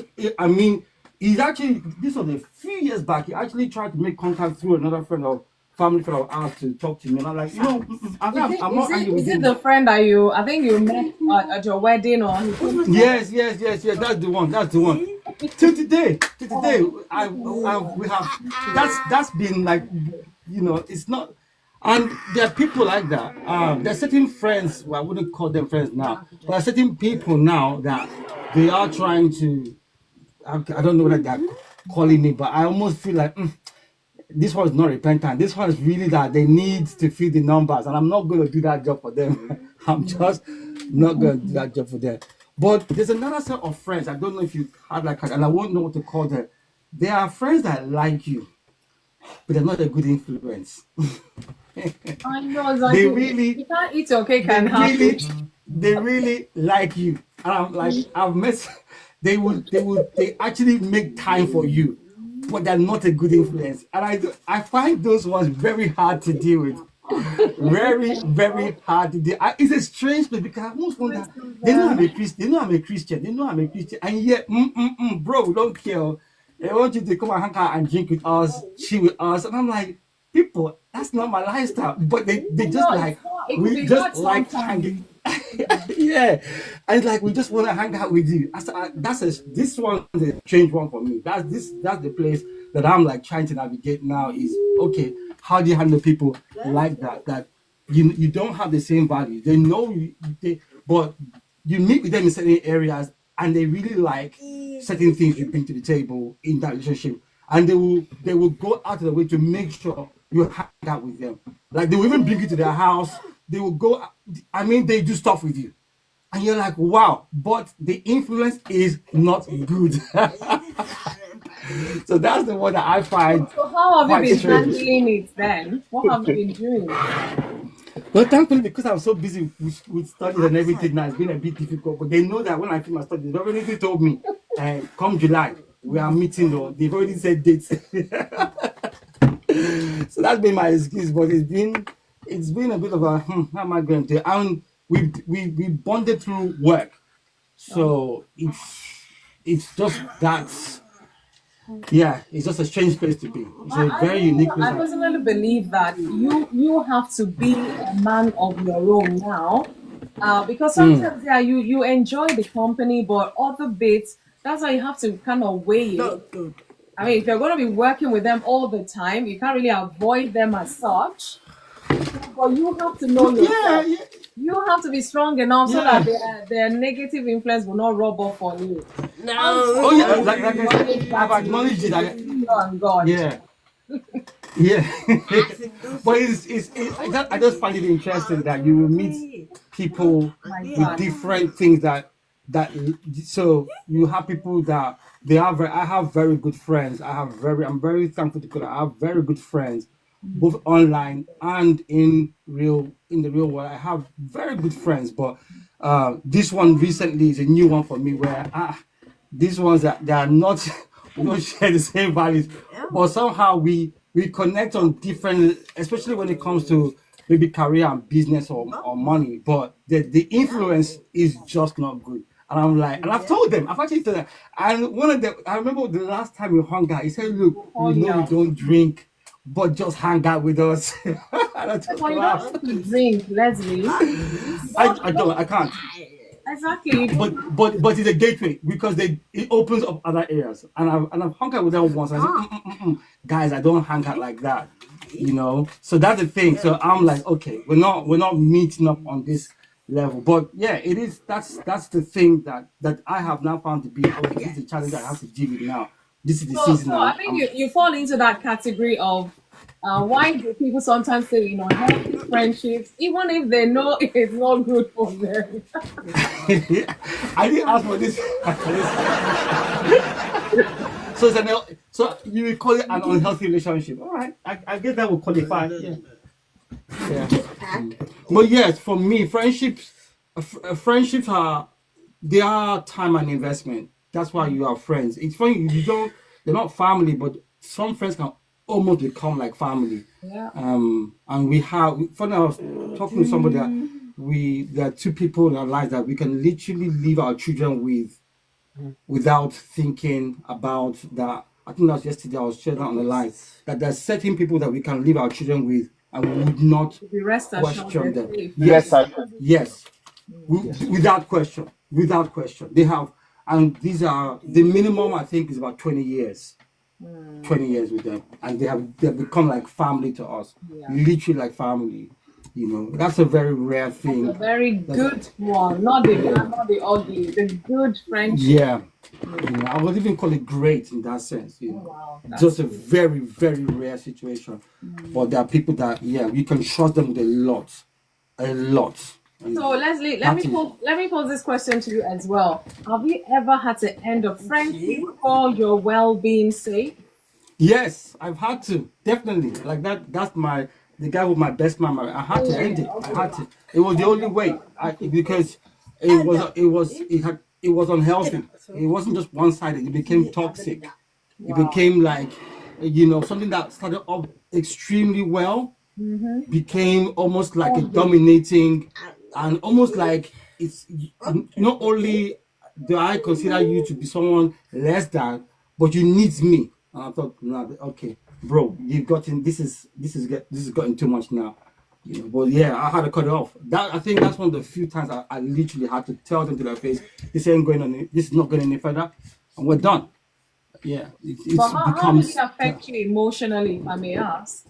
Oh, during that time, because it's like you're once very close. You spend so much time together, and I don't think I've ever spent that much time with anybody outside of my brothers, my family members to that extent. And all of a sudden, things change for them, and they become worse. They become like this angel to become literally almost a demon. And you think, is it the same person? You literally think, how could this be the same person? And it really affected me to the point where I just didn't want to see them, because I wake up and thinking, how did it get to this point? What did I do that made this person feel? Although I know they had their own issues going on, but not to the point where this is now. This is because now But did you financial things has confront happened. them? Did you confront them as Oh to yeah, how yeah, it yeah, was? yeah. I confronted them once. This was before the first initial break off. The first initial break off, and this lasted for about a couple of years. And then the last time before my wedding and everything, that's when he made that statement. And then I felt, okay, this is gone too far now. Actually, you can sit down. And I just felt, no, we're not doing this anymore. So after my wedding, that was it. I thought that's it. Was one and done. Over. It's finished. Wow. So yeah, I had to break it. I had to come to an end, and I'm very glad it is. I'm very, very glad it happened. There are some friends. There are some people who are friends who are very close, but not so close. But when we see each other, it's good. There's no ill will between anybody, because everybody gets busy. We all get busy and everything. But there are some people. There are certain people now that I've just given them a very lengthy break, just because I felt, and the only reason why is because of family members that we know each other. If not, I'd have broken that relationship longest time ago. If not because of family connection, I'd have ended that relationship long time ago, very long ago. But yeah, Okay. but I feel you get better at it. You get better at it. Yeah, I'm choosing and knowing. Yeah. Thank you so much, Leslie. Yeah, Admissions, you wanted to say something before I go to family line? Yes, I was just going to add to what Leslie said. Okay, please. Talking about reviewing your relationship with friendship and doing the adjustment, weighing things and all that. I also had a particular case that I remember, yeah. Years after we've related for a very long time, the longest person I've ever. But when I realized that he was Hmm. always exploiting me, always taking advantage. And there was this thing about him where he pushes other people from coming to me. That kind of he pushes them. It became clear that yeah, you're not gonna have a taste of this guy and all that. And he was cutting across all. So at the time, I took my decision that no, I think I'm not gonna. I'm ending it up with this guy. He retraced his step years after when he knew that yeah, maybe things were getting better and all that. And then I'd made up my mind. We should be very careful at that point. Keep whatever you think is wrong. Stay. I did everything and said, I'm not going back. I've said good night to this guy. I've said bye bye to this guy. I'm not going. And he's not, even up to this moment, he's still trying. Even when he heard I'm abroad and all that, I'm like, no way. I took a decision knowing the kind of person you are. You are Hmm. never a really, really good friend to me. And that's it. Yeah. And I'm guided by that. I was saying something like I want a very good friend like we had in Jonathan and David in the Bible. I think that was one very good example of friendship. He loved him all through, even to the detriment of his relationship with his father. He was Wow. always there for David, and a very Yeah. Yeah. exemplary one to draw our friendship. Hmm. Thank you. Thank you so much for your contributions, Admission, Leslie. So far, so good. If you're just joining, we're talking about friendship, the good, the bad, and the ugly. And I've given my talk. We talked about the good, we talked about the bad, the red flags to look out for. The ugly one is the toxic one that, I mean, they turn your life upside down. They bring you into addiction. They bring you into unhealthy, negative way of thinking and things like that. To the point that your family will almost say, "Who is this person?" It's like we don't know who you are anymore. Those are very ugly friendship that we keep, very toxic, they're very manipulative, controlling, and all of that. So we need to be mindful and look out for ourselves. So I'm coming to you, family life. Good evening, and thanks so much for joining us on Inside today. I hope you're good. Good evening. Hello, good evening. I'm very well, thank you. It's the end of another day, start of a new week. So yeah, we thank God for that. Thank God for that. Yeah. So I'm sure you've heard one or two. I mean, the guest speakers here, and I don't know if you heard any of my talk at all, but it doesn't matter. I can throw the two questions we have for today so that we can dig deeper. And the first question is, why do people sometimes stay in unhealthy friendships even when they know it's not good for them? And then the second question is, have you ever had to end a friendship for your well-being's sake? So you can start with whatever comes to mind, or you can pick any of these questions. Let us hear from you. Jay Omo, I see you. Why do people stay? Fundamentally, people stay because they are not aware. We've got what I'll call healthy. So there's healthy relationships, there's unhealthy in the middle, and then you've got toxic to the left. Obviously, it's to be in a healthy space. That's where you want to be. Yeah. You can have aspects of a relationship that are unhealthy, but hope is not lost. But then you've got far left toxic, which is the one you just need to get out and protect yourself. A lot of people can't tell the difference. You realize that before, in the real essence of friendship, this is somebody that you know. This is somebody that you have some kind of connection to and some kind of bond to. So you miss that. I think if you miss a genuine friendship for whatever reason, whether you disagree or you fall apart, you miss the person and it hurts. It will hurt. So it's because of that people just tend to, especially if you're on the Bible believing side, oh, the Bible says that somebody is going to err 200 and how many times continue forgiving. If you go down the rabbit hole, 70 times I 7. know it's a rabbit hole right there. So it's about the balance between this healthy relationship or this unhealthy relationship. What can we do to make it to shift back into the healthy zone? If it's unhealthy, maybe little things here and there, maybe it's omission, maybe it's oversight. But then when you bring it up as a point of discussion, are these parties in a healthy space, say, oh, all right, I'm sorry, I didn't know that's how this made you feel. Oh, I'm sorry, I didn't realize that me calling you late, this is what it means to you. And then there's a change in behavior. And then you're shifting, you're gliding towards healthy. There's hope there. But if you're in the space, whether it is platonic relationships or whether it is intimate relationships, when there's an element of it that is unhealthy, and when you're trying to fix it, trying to have a discussion about it, and they're in complete denial, they gaslight you, they tell you, well, must you talk? Well, so what if I You're call the you one late at night? imagining things. Yeah, they tell you, oh, well, so what if I call you late at night? Oh, you like to make a big deal out of everything.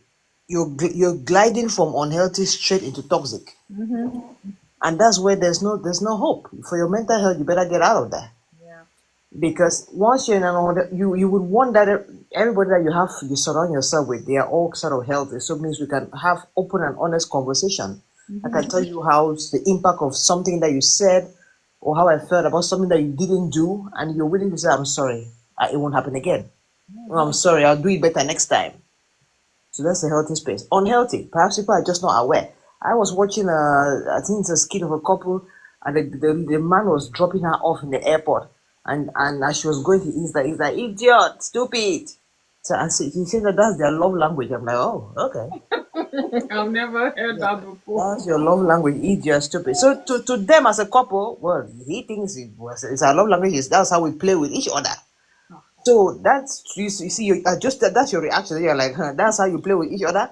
So for them, they understand. Fighting each other and causes. I know, I know. So Oh my god. Oh, when they're fighting, they're not say, "Oh, sweetheart, I honey." know. So I responded. I put a comment on the post. I'm like, wow, if idiot is a sweet language, I hope you never walk near children. That's what I said. Because as much as perhaps I get how it works in two of them, it just for me, no, there's better ways of expressing without going down that path.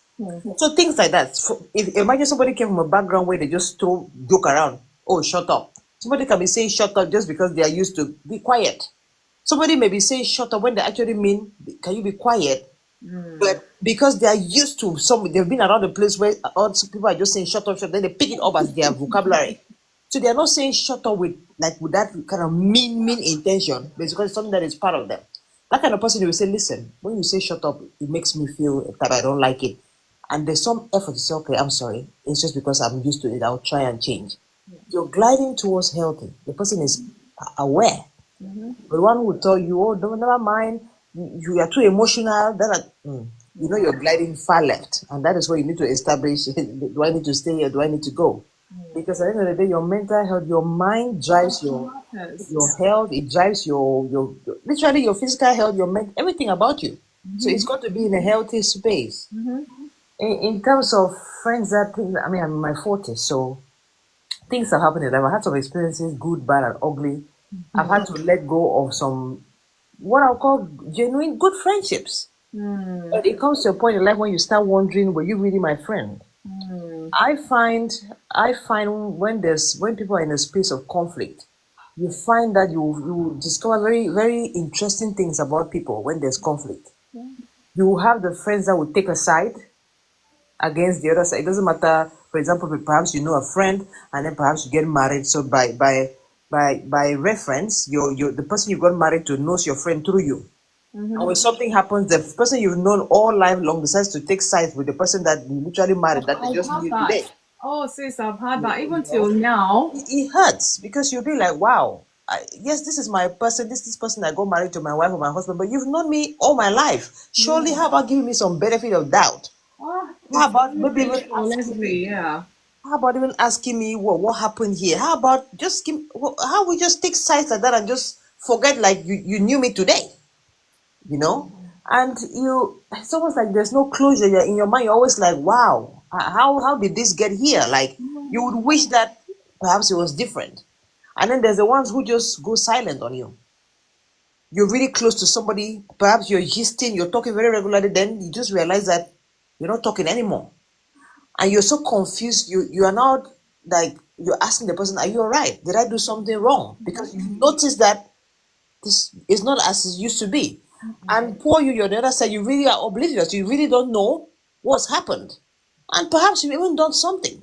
But why won't they just tell you? Well, I've changed or I'm not feeling because this is what. Just tell the other party. It makes life very difficult for people. It keeps people in a very confused place when you're really close to somebody. I said And it. you Why just we cut make off. we make life complicated for no reason. Yeah, you just cut off. Another person doesn't really know what has really happened. Because put it this way, if somebody did something, and imagine that they may be obvious, they may not even know that this is what they are doing or the impact on this on you. Now, if you don't tell me that this thing you're doing, this is how it's impacting me, I may just carry on because I don't know that Exactly. it's impacting Even you. more intensely. Yeah, I don't know. So really, to be fair to me, you've got to be able to tell me, and then you can now walk away to say, well, I told you and you continued.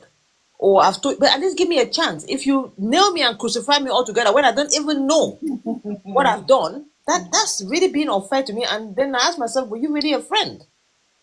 How are you a friend if you really can genuinely tell somebody, listen, I don't like you calling me late. I don't like keeping late night. If you don't actually tell me to give me an opportunity to even know that this is what is happening, how are you my friend?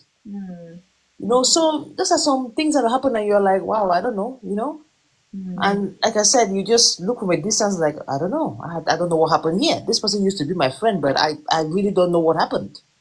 And you genuinely don't know. And if you're a Christian, the Bible says, follow peace with all men as much as you can, because I think the Bible knew that sometimes it will not be possible, Relies with you, you exactly. Yeah. know. So in as much as you don't want to severe things or part, but sometimes people just need closure. Just listen. I'll give you an example. You may have friends and then you get married, and perhaps your husband or your wife said, listen, I don't like this, your friends, or I don't like this particular friend. You have to find a way to tell this friend without making them feel bad, at the same time without even revealing that it's because of your husband or your wife. Yeah. You have to it's almost like saying, be Wisdom is political, comfortable to be direct. find a way to say, listen, I know we used to hang out together, but things are changing now for me, and da, da, da, da. Give the person some inclination to just drop people like hot potato when they haven't done anything to you. Yeah. Anything that is something that is not obvious, it's not nice, people. It's not nice. And we do this to people, and people go around always doubting themselves, always wondering, like, what did I do? What happened?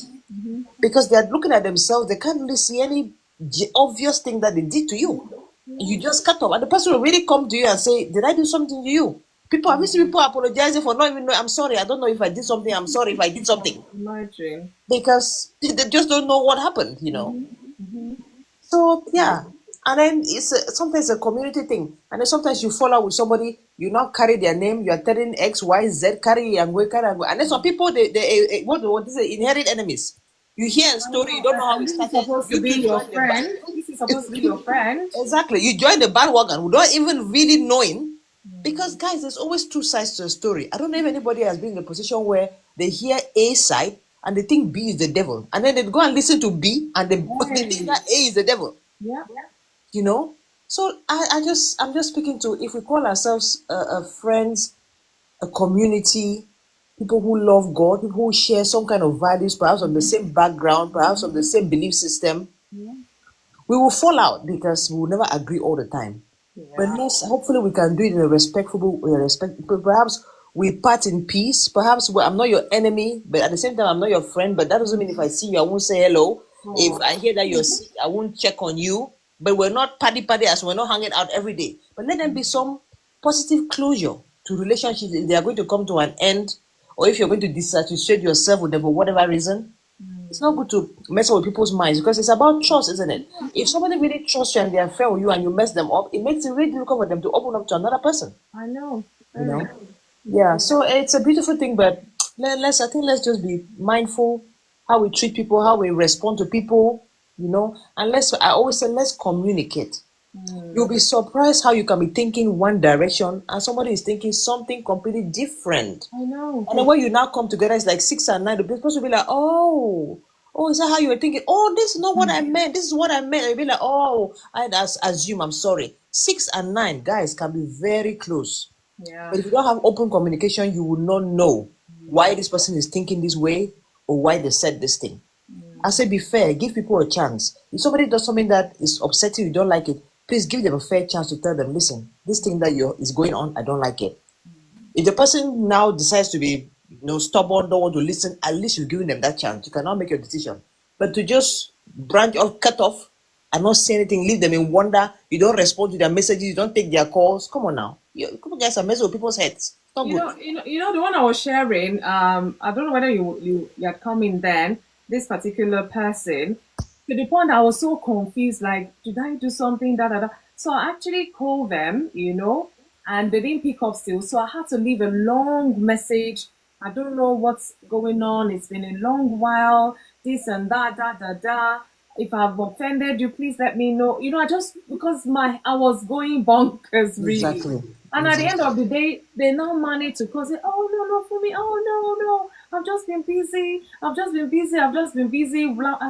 In fact, that explanation did not justify it for me because I'm equally busy. Do you understand? I'm equally busy. And the way they just say casually.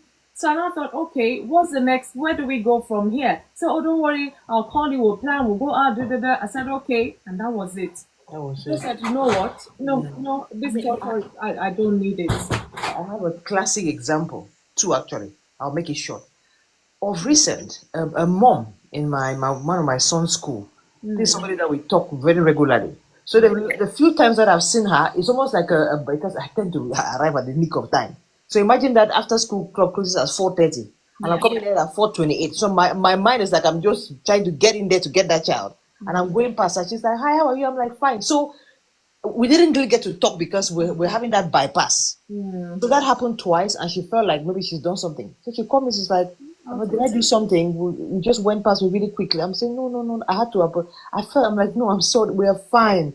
It's just I had to explain to her the circumstances that, listen, because my mind was just going to the after school club to get my son. But no, we're fine. It's just, I had to explain to her, but I felt how she felt like, wow, this person that I normally chat with, how come she's just flying past me and not saying, did I do something wrong? But I'm happy that she came to me because otherwise I wouldn't know how she was feeling. And like I said, I'm completely oblivious. I'm just saying hi because for me, I'm going into after school club. I don't have any problem with her whatsoever. But if she didn't tell me, I wouldn't know the impact of that going past on her. And I'm happy that she said that to me and I had to reassure her and we're fine now. There was no problem whatsoever.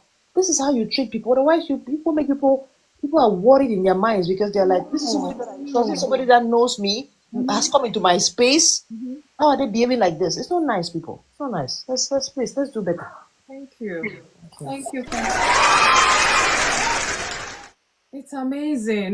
The torture. That's why I said sometimes it's just needless. And even if you don't want to be friends again, just say, you know what, at this time or whatever, I may not be able to commit. I mean, honestly, my life is so simple because you sit down, make me be and assumptions are always negative, and you pull it to this side before you know you can't even sleep and all of that. So, and then when you not even confront the situation, they sometimes be defensive or bring all sort of excuses. Like you two cannot bring those excuses, but you're trying to build something here, and if you feel it's not working, just be open and honest. I mean, let everybody stop wasting their time, which God will help us to be open and honest with one another. Thank you, Family Life, for the example you shared. So before I call the next person, Family Life, have you ever had to end a friendship for your well-being sake?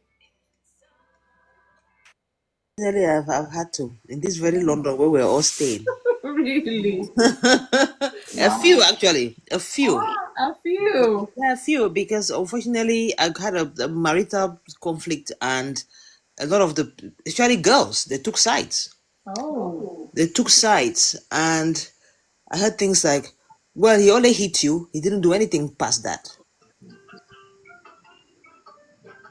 And I'm asking myself, well, yes, he did hit me. What if it just takes one blow for somebody to end in a mental hospital? Hey.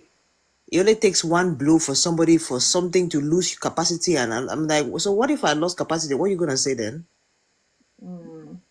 It's people who come and tell you, no, people who've not worn your shoes, who don't know what you're feeling, and they'll come and tell you no matter what, you're not supposed to do that. And I'm like, My dear, sometimes it's all fake lies. They're going through worse than you, but they pretend. excuse me, what did you just say? Hmm. No. I had, when I had my first child, I had a horrid experience. I Wow. mean, horrid is saying, putting it mildly. Hmm. And this person, when she had a child shortly before me. I remember she used to live in the third, like a flat, third floors. I would cook, and the house didn't have any elevators. I would go up those stairs with my long tummy, day in, because I used to go past her house to my office. I would cook food and bring to her on a day, and this is not bragging, on a daily basis. Wow. I go up those stairs with my own long tummy to give her food on a daily basis. When I had my first child, with a lot of complications, I was in hospital for 3 months. The kid was in incubator, and there was all sorts happening. Hmm. When I got home, I don't remember if it was the first early days when I got home, she brought me raw fish. Ah, She came with tilapia, raw fish, raw. to do what? Came and dropped to me and said, "Oh, she see the baby. Oh, she's herring. She has to go with us." I'm like, "Okay, wow, all right, no problem. At least you've come." In my mind, I'm like, "Well, at least you've come. What can I say?" Whoa. A woman just has a baby. You're bringing me raw fish, so I have to go through the cooking process. And as much as we're not doing things for people because we want something in Something return, actually demands. How but about this? something, and you're a woman. I keep saying you're a woman. I'm not excusing that if it was a man, but sometimes you're a woman. Come on now. Wow, wow, how You're about? supposed to know these things better. You know, after all that experience with the intensive care, breastfeeding, my baby was so small, complications left, right, and center. One day I'm hearing another thing I'm hearing, so I'm there very emotional, crying, confused, all by myself. Everything is happening, Hmm. and then when I want to express how you're feeling, to tell you no matter what, you're not there with me. You've never come to hospital to see my baby one time. Wow. You don't know how I'm going in this country. They kick you out after 3 days. You go. Hmm. This section, I'm going up and at the time I was not driving. I was going up and down by bus. The wound became infected, swollen, bleeding uncontrollably because I was not settled. The baby was in hospital. I was at home. I was going up and down. You're bringing me raw fish. You're not finding out how my baby is doing. Let me find out how I'm doing. And the day I complain to you about something, you tell me, well, no matter what, you're not supposed to do that. That is sung into my spirit. Like, I'm like, what? Who the heck are you? Like, who are you to tell me no matter what? Ah, okay. You haven't been in hospital one day for 3 months and I'm going up and down. You haven't even seen my child. You don't know the state of my child. My child was born premature, small like a doll. All of that for a first time mom, and somebody is heaping emotional abuse, and then you tell me, no matter what, you're not supposed to do that. I lost it with that girl. Oh my goodness, I can imagine. For all the frustration. All the frustration, you'll be Absolutely lost it with her. Like, oh my God. wow. Anyway, yeah, so some of those things are like, that's it. Nah, nah, nah, nah, nah. We can't be in the same space. So unfortunately, I had to let that one go in Okay. in very worst bad circumstances. But yeah, she just had to go because again, she was unrepentant. When I'm trying to say, but listen, this is what I'm going through. Is that it's just that taking sides of, but the other person isn't freaking in hospital with me. The other person is not bleeding like me. Let's just say, boy, some people are just mean. So yeah, I had to let that one go. I had to. So this is one of the ones I can't. I can't. Thank you. Thank you for sharing. My goodness, Lord. Man, there are people in this world, I'm telling you. But God will help us to be able to sift our friends so that we don't complicate our lives some more. Thank you so much, Family Life, for sharing. Susan, I'm going to come to you. Happy Monday. Thanks for joining us on Insight. How are you? I'm good, thank you. Good evening, everybody. Good evening. Interesting. Family life, don't bring tears into my eyes, please. That is not our intention. Our No, intention is so that we can live a better life, These things we need to pay attention to it. it's well.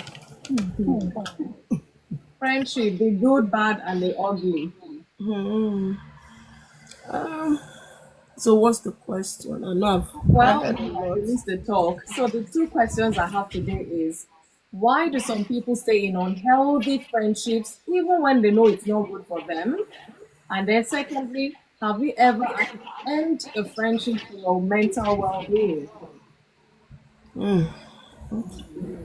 Some people stay in an unhealthy relationship or healthy friendship because they are gaining something from it. Oh. There might be just one thing they are like, okay, just because of this thing. Mm, And you know me, I always talk real life stories. I don't like I know. them say this one Say say them say. this is how it is. I used to have a friend, we were very, when I mean very close, we were so close. And I used to admire her from afar. Then she was married. I was like, wow, I want my marriage to be like this. I was like, ah. But I now had issue with housing, and then I had to go and stay with her. I carried my bag and ran like Usain Bolt. I was like, if this is what I know.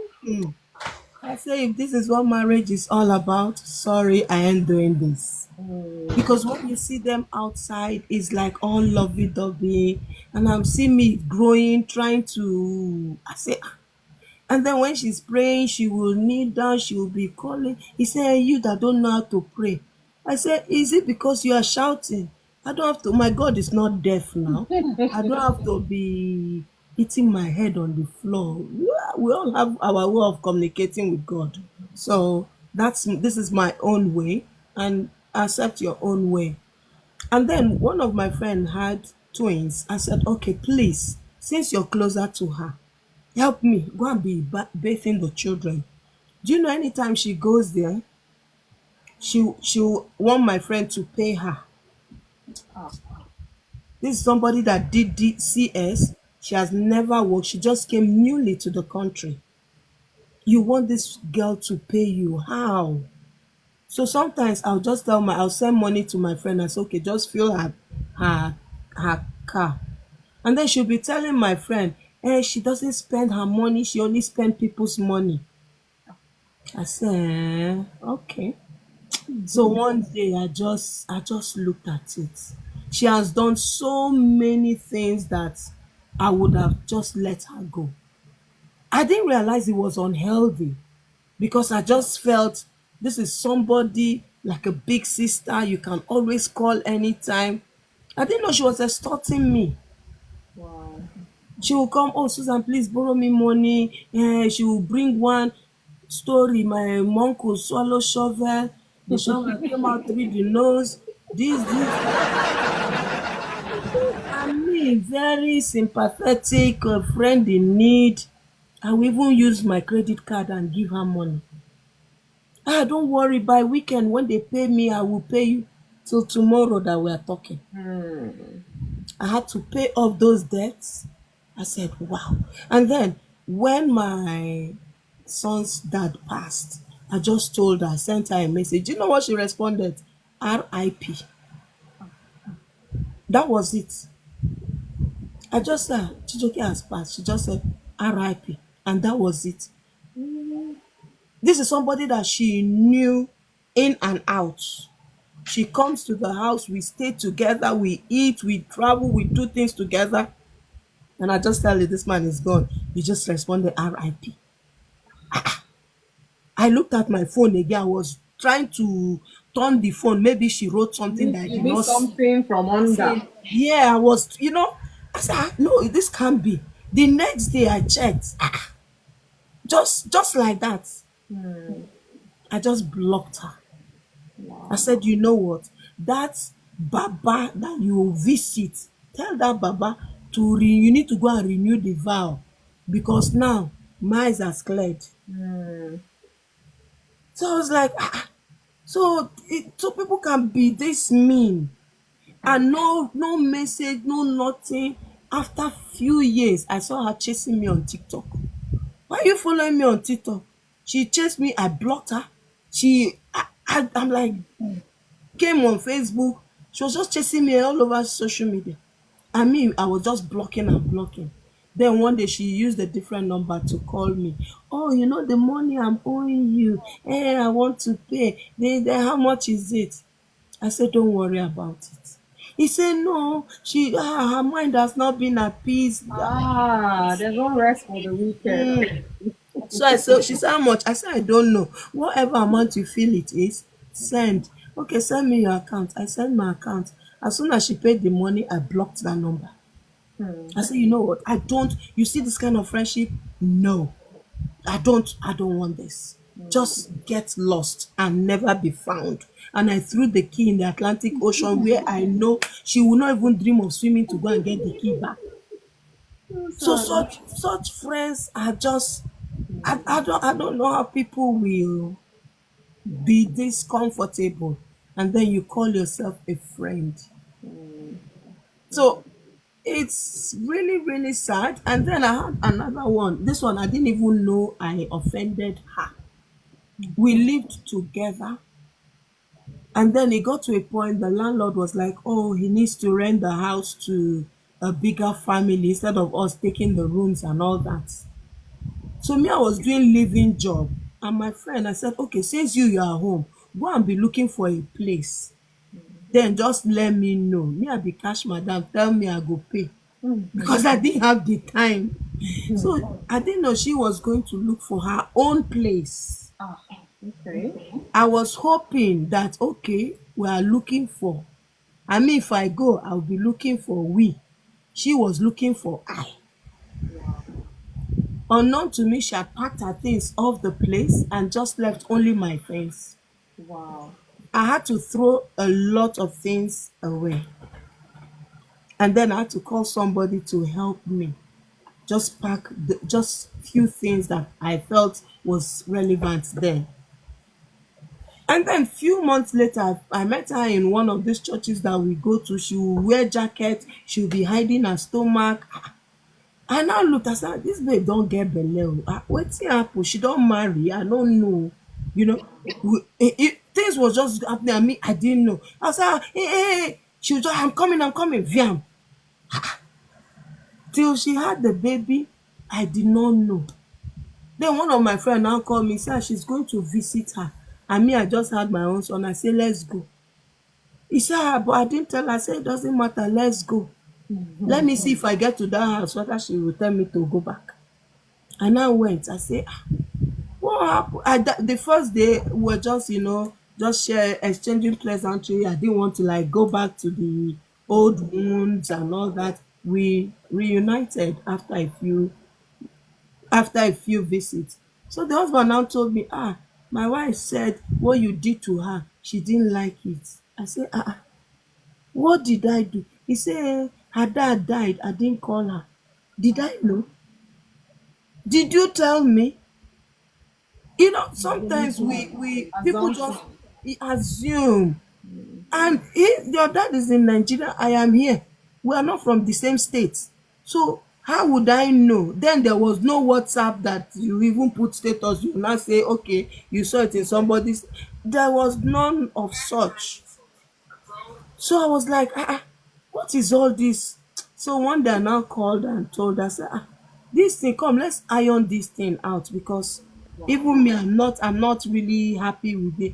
And no, forget. I said, let's not shove it under the carpet because tomorrow the children will talk about it. Let's talk about it. And we spoke. I apologized. I said, well, I didn't know that this kind of a thing happened. I'm sorry. I said, me too. I was very bitter that you left my things in the house. You didn't tell me. You moved out. I was busy looking for we. You were looking for I. So all those things, I just looked at it. I said, wow. Sometimes I don't know, you hurt somebody and you're not aware. Like family life was saying, we need to voice out because me, I was going my own, doing my own thing. I didn't know that she was angry that I didn't tell her sorry for the death of your father. I said, if I knew, why would I I'm not hold my sorry?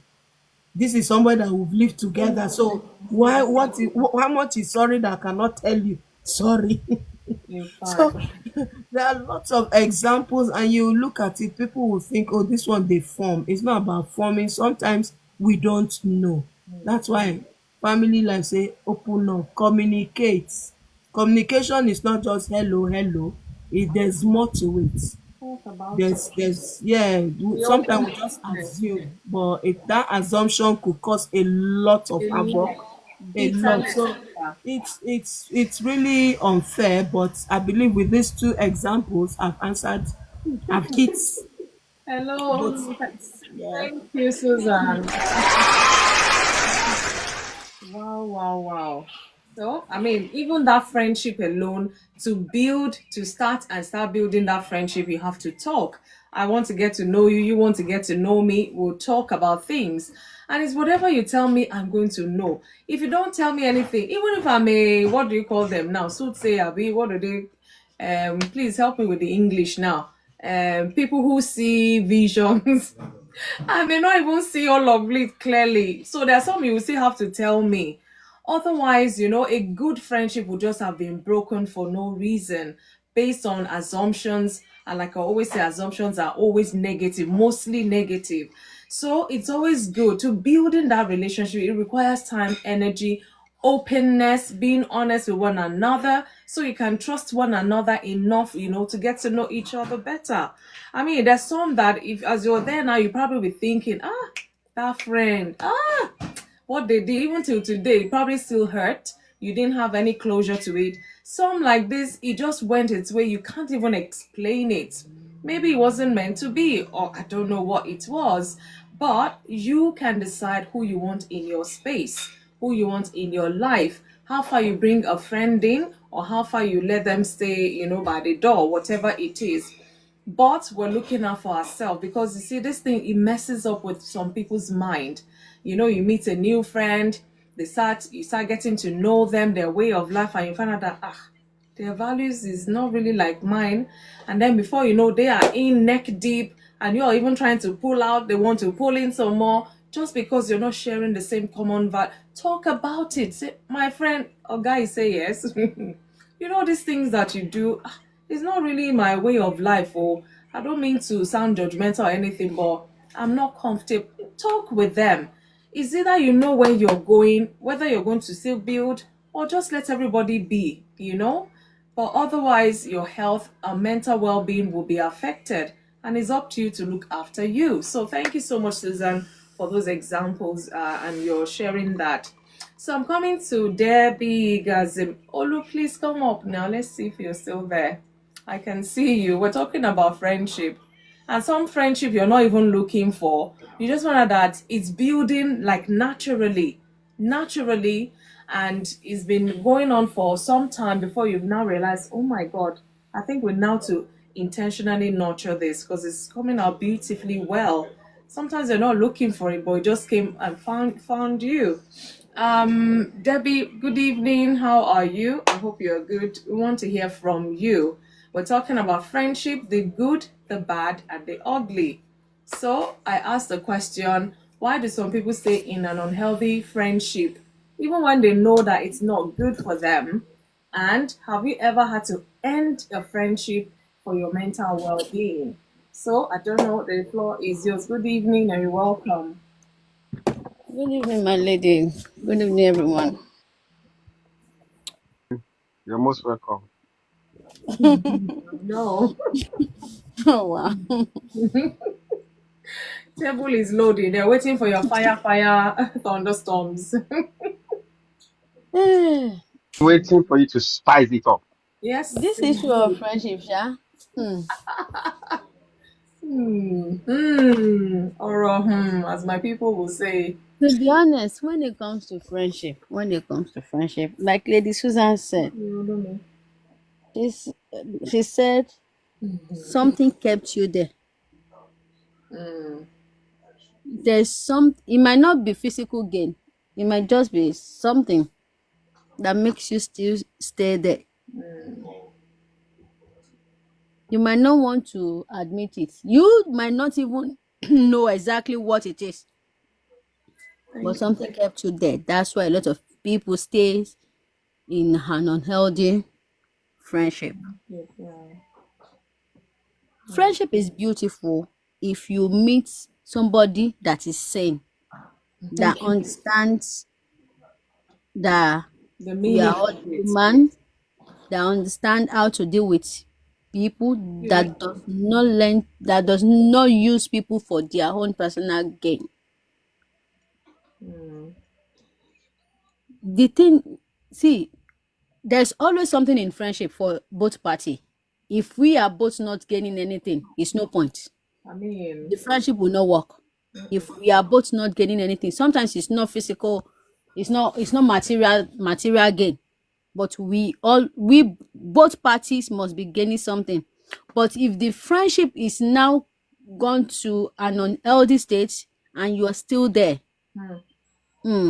check yourself. It's not the person. Check yourself. It's not the person, because at the end of the day, when they start doing that thing, did you complain? You didn't complain. You were fine with it. yeah, Definitely, they will continue doing it, even more intently. because that's okay. Okay, let's start from, what's the purpose of friendship?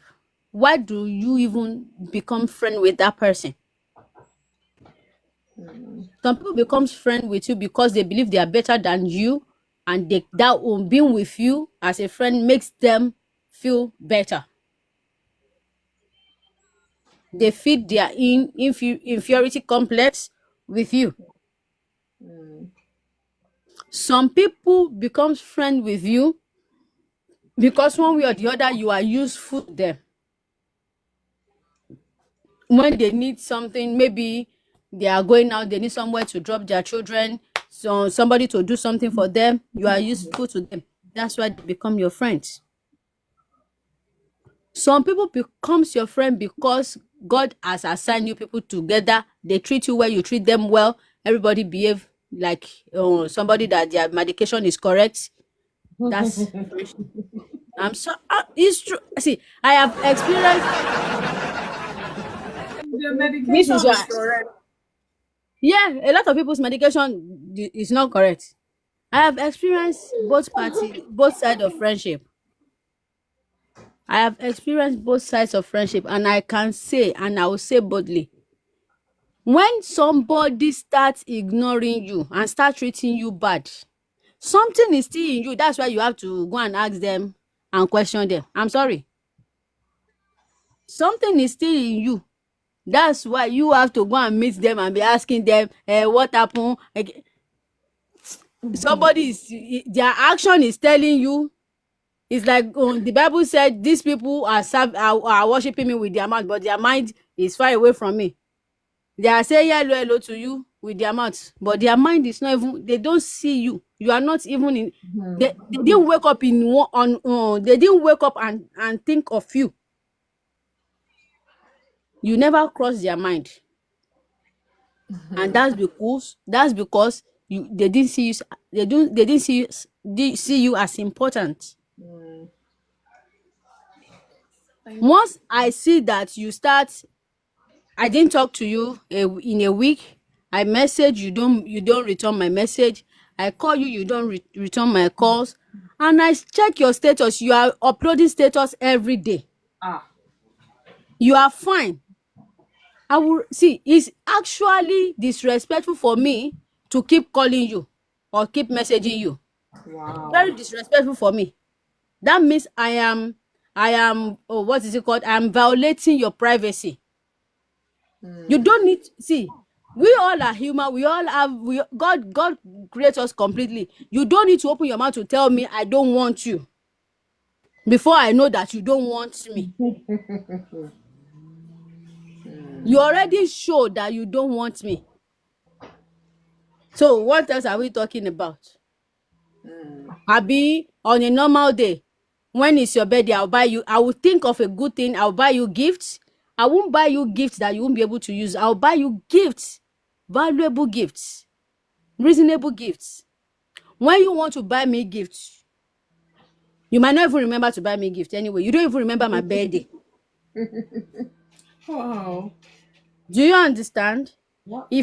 If I keep doing the same thing, something is wrong with me. It's not you. It's not you. I'm sorry, but Yeah. let's face the fact. If you are treating me in a certain way that is not supposed to be, and I keep putting myself in that situation, it's not you. Then something is wrong with me. I should check me. You know, we are, what's it called? Human being. We are used to this looking outside, blaming other people for treating us the way they treat us. Sometimes somebody will not treat you the way you didn't present yourself or the way you didn't put yourself. Let's now say you didn't present yourself that way, but for some reason there is a knot in their brain that twists against you. Don't you know the road to outside? Or if they are not your friend, will you die? I wonder. See, I used to have an older friend. I never born. I don't know where they carry belle from. I no get belle before. But the amount of pampers and baby food. When I say baby food, I'm not talking about shop value. I'm talking about after meal. After me, And that you people know how expensive after meal is. of course. I don't buy at all. I buy at least in a week. I buy 2. And I'm talking about 2013, 14. I was not even born then. Hey, wow. I buy that. I buy pampers. You want me to continue? No, no. And this person when this person talk about me, when she meets any other friend, somebody else with me, she will download the story she knows about me. If you ask me where I am in that story, I don't know that story about myself. Maybe they were not talking about you then. You know, when somebody creates a story for you, she will tell anybody I introduced to her. Even if a guy say they like me and they go and meet her to say, help us talk to them, nah.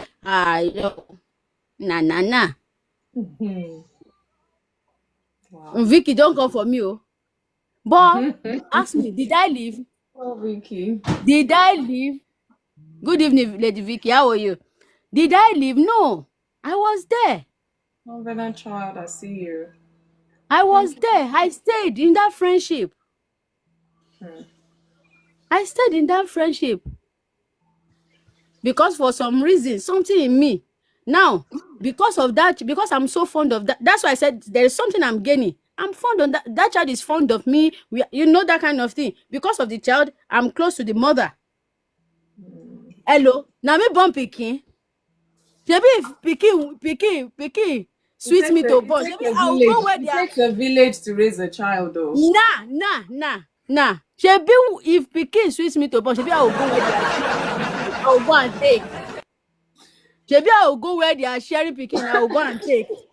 If it's because, do you understand? Yeah, I do. If anybody complain, oh, that, baby, why are you doing this? This person said this about you. You are still friends. I said, it's not really hard though. It's the child. It's because of that child. You know, she's a single mother. You know, who is doing me? Am I not the one doing myself? I'm the one. Wow. Until I sat myself down and I'm like, Debbie, enough is enough. Enough is enough. That was I got to a stage in my life where I said I don't even want any form of friendship. If no matter how you want to present it to me, good or bad, just let me just be by myself. Because at the end of the day, human beings are not predictable. You can't rely on them until God Himself choose to give me my own friends now. So when it comes to friendship, that unhealthy friendship, Sorry, people. You can carry on again. Sorry, I'm so sorry. Elder Leslie, you said we can't assume a change in behavior without inquiry. Sometimes some things are better left the way they are. Sometimes the person that starts changing towards you, they have brain, they are human. If you have done anything wrong to them, if they are good people from the beginning, they would what's it called? They would address it. They won't just change. It won't take until you have to ask them, because there is no how you want to ask them. They will not genuinely tell you what it is.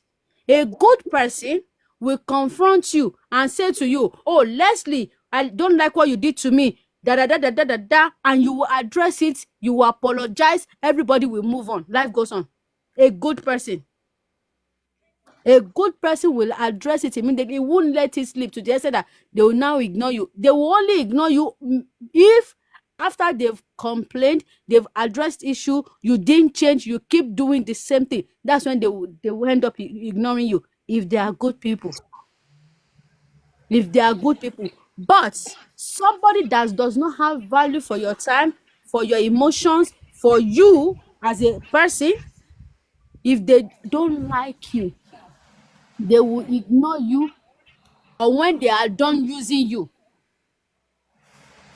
when you stop adding value to them, or when they've taken what they need from you, they will ignore you.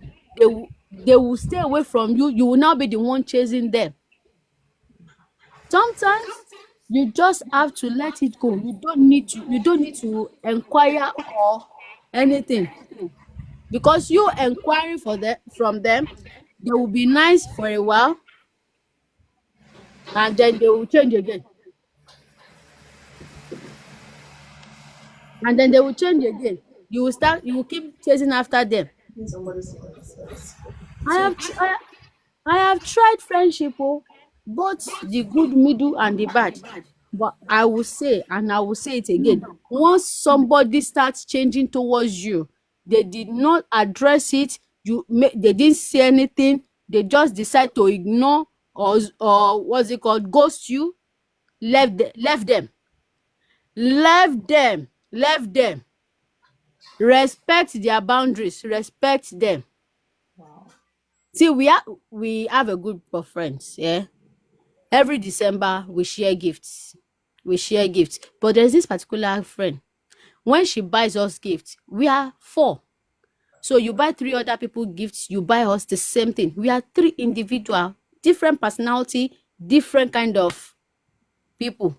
Why would you buy us the same gifts when we go all out to buy you good gifts? But the first time, one of us tried to complain. The other 2 say, no, leave it. Or, maybe it's because we are still getting to know each other. But this person did not change. At the end of the day, they left us. Ah. In fact, this person left in the middle of the storm. So it's dynamic of So friendship Debbie, is Debbie, that first scenario you gave us, so was it because of the baby that you stayed in that unhealthy relationship? yes. That's why I said if I. That's why I said when I spoke to myself, I asked myself if pikin sweet you to bunch, maybe you will go where they are distributing pikin and go and take. Because I was there just because if every okay, how do I put it? A friend of mine traveled to Nigeria. He didn't know I moved. He did so by the time he came back, he looked for me. So he came to the house. By the time when he came to the house, this woman was in the house with her. But I left to I think I went to work. By the time he got there, I've left the house. So this woman sat him down and downloaded. I don't know where she got those stories from. Because I'm a stranger in that story. But did you ever Yes. confront this person? What are you talking about? Yeah, I'm telling you my own story now. That's what we're learning. We want I to didn't learn. confront because I was like, there's no need. He called me. I was like, what is wrong with you? What kind of friendship is this one? She said this about you. And if I didn't know you before, I would have believed all these things are true.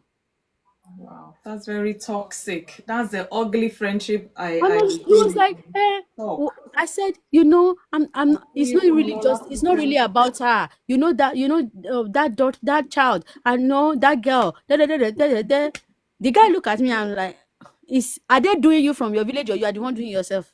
But by the time I was ready to answer the question, I realized I was the one doing myself. It's not spiritual person. Anyway, I was the spiritual against my spiritual. One question I asked myself was, Debbie, if you are so fond of a girl, of a child, you are a woman yourself, you have everything you need to have a child.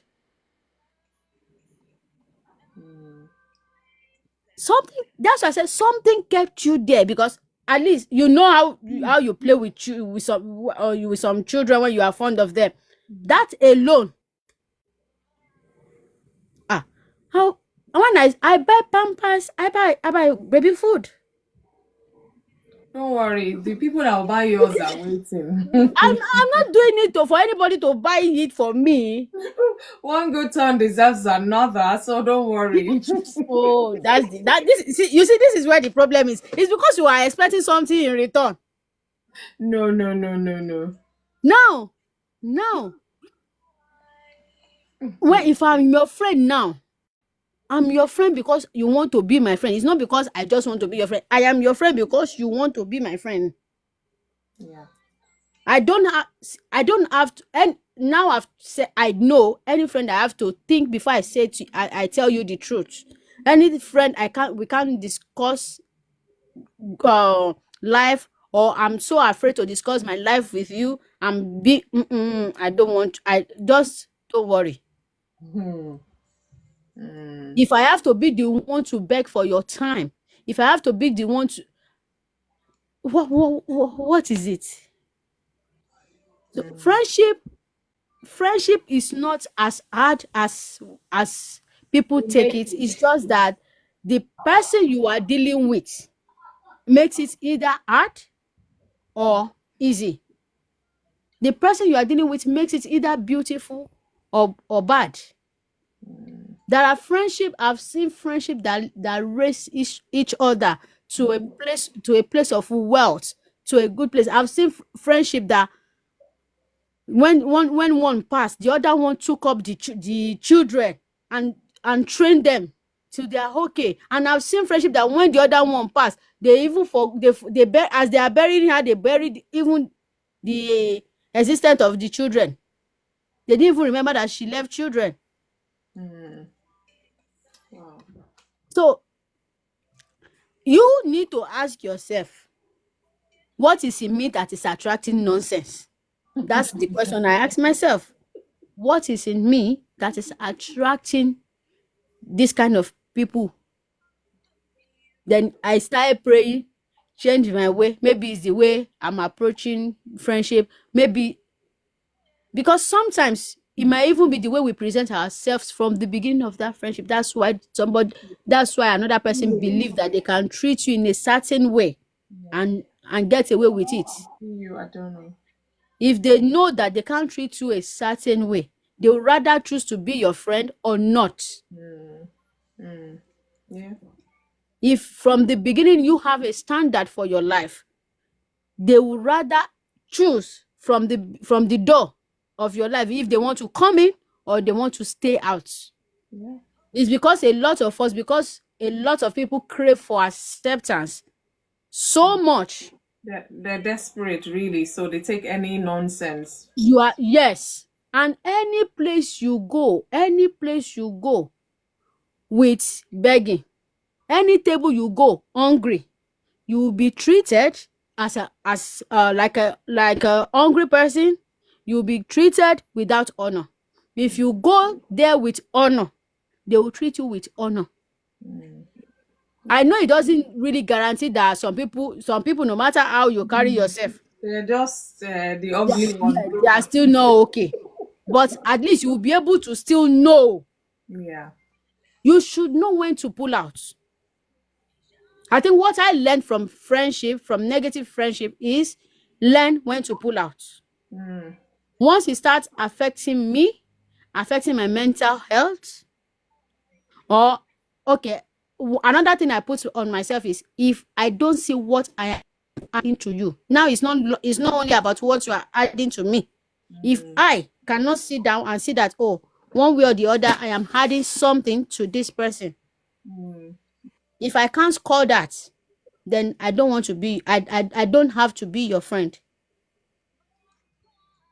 Sometimes the person is adding to you, you are not just adding to them, not because you don't want to, but some people don't even make effort. So if I see myself that, oh, I can't, there's no way I can add to this person or this person, because if you are adding value to them, or if there's still something they are getting from you, they will want to be your friend.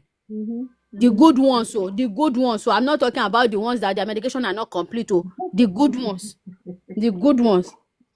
If you ask yourself, what am I bringing to the table?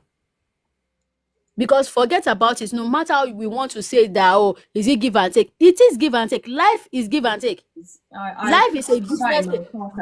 God himself gave his only begotten son, and he gained how many thousand of us, and he's still gaining.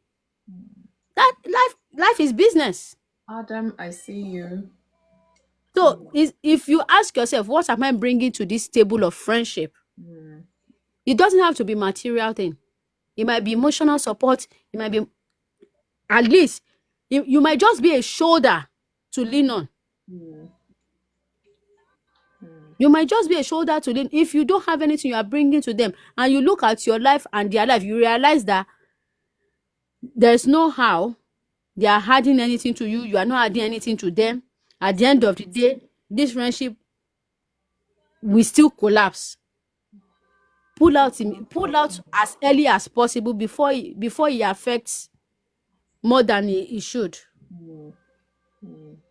No, yes, Mr. Admission, know when to leave. And sometimes you know when to leave, you don't want to leave. Please beat yourself out to leave. Cry if you need to cry. In case you have invested so much in that friendship and your heart is breaking, please cry if you need to cry. So, some friendship breakup is more painful than even marriage.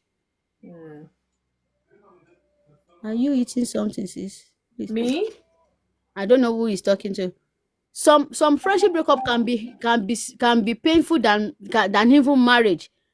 Cry if you need to cry. If you need to take a break, take a break. But when it starts affecting you, when you start seeing that this person don't value you, they don't treat you well, or it's not going the way you expect it to go, don't have too much of expectation, because we are all human. But as long as you see that it's not going the way it's supposed to go, please leave as early as possible, so that the damage can still be manageable. Leave as early as possible. Ask yourself, speak to yourself. Most cases, I will stand on this word. It's not about them. It is about you.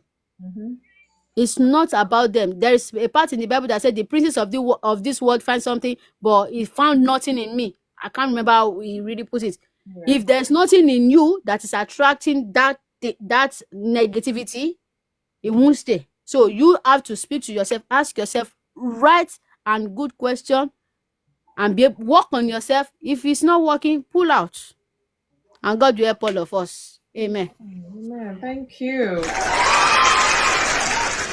I know you've said a lot, but I'll just sum what you've said in the aspect of my talk, which states choosing the right kind of friend and being the right kind of friend.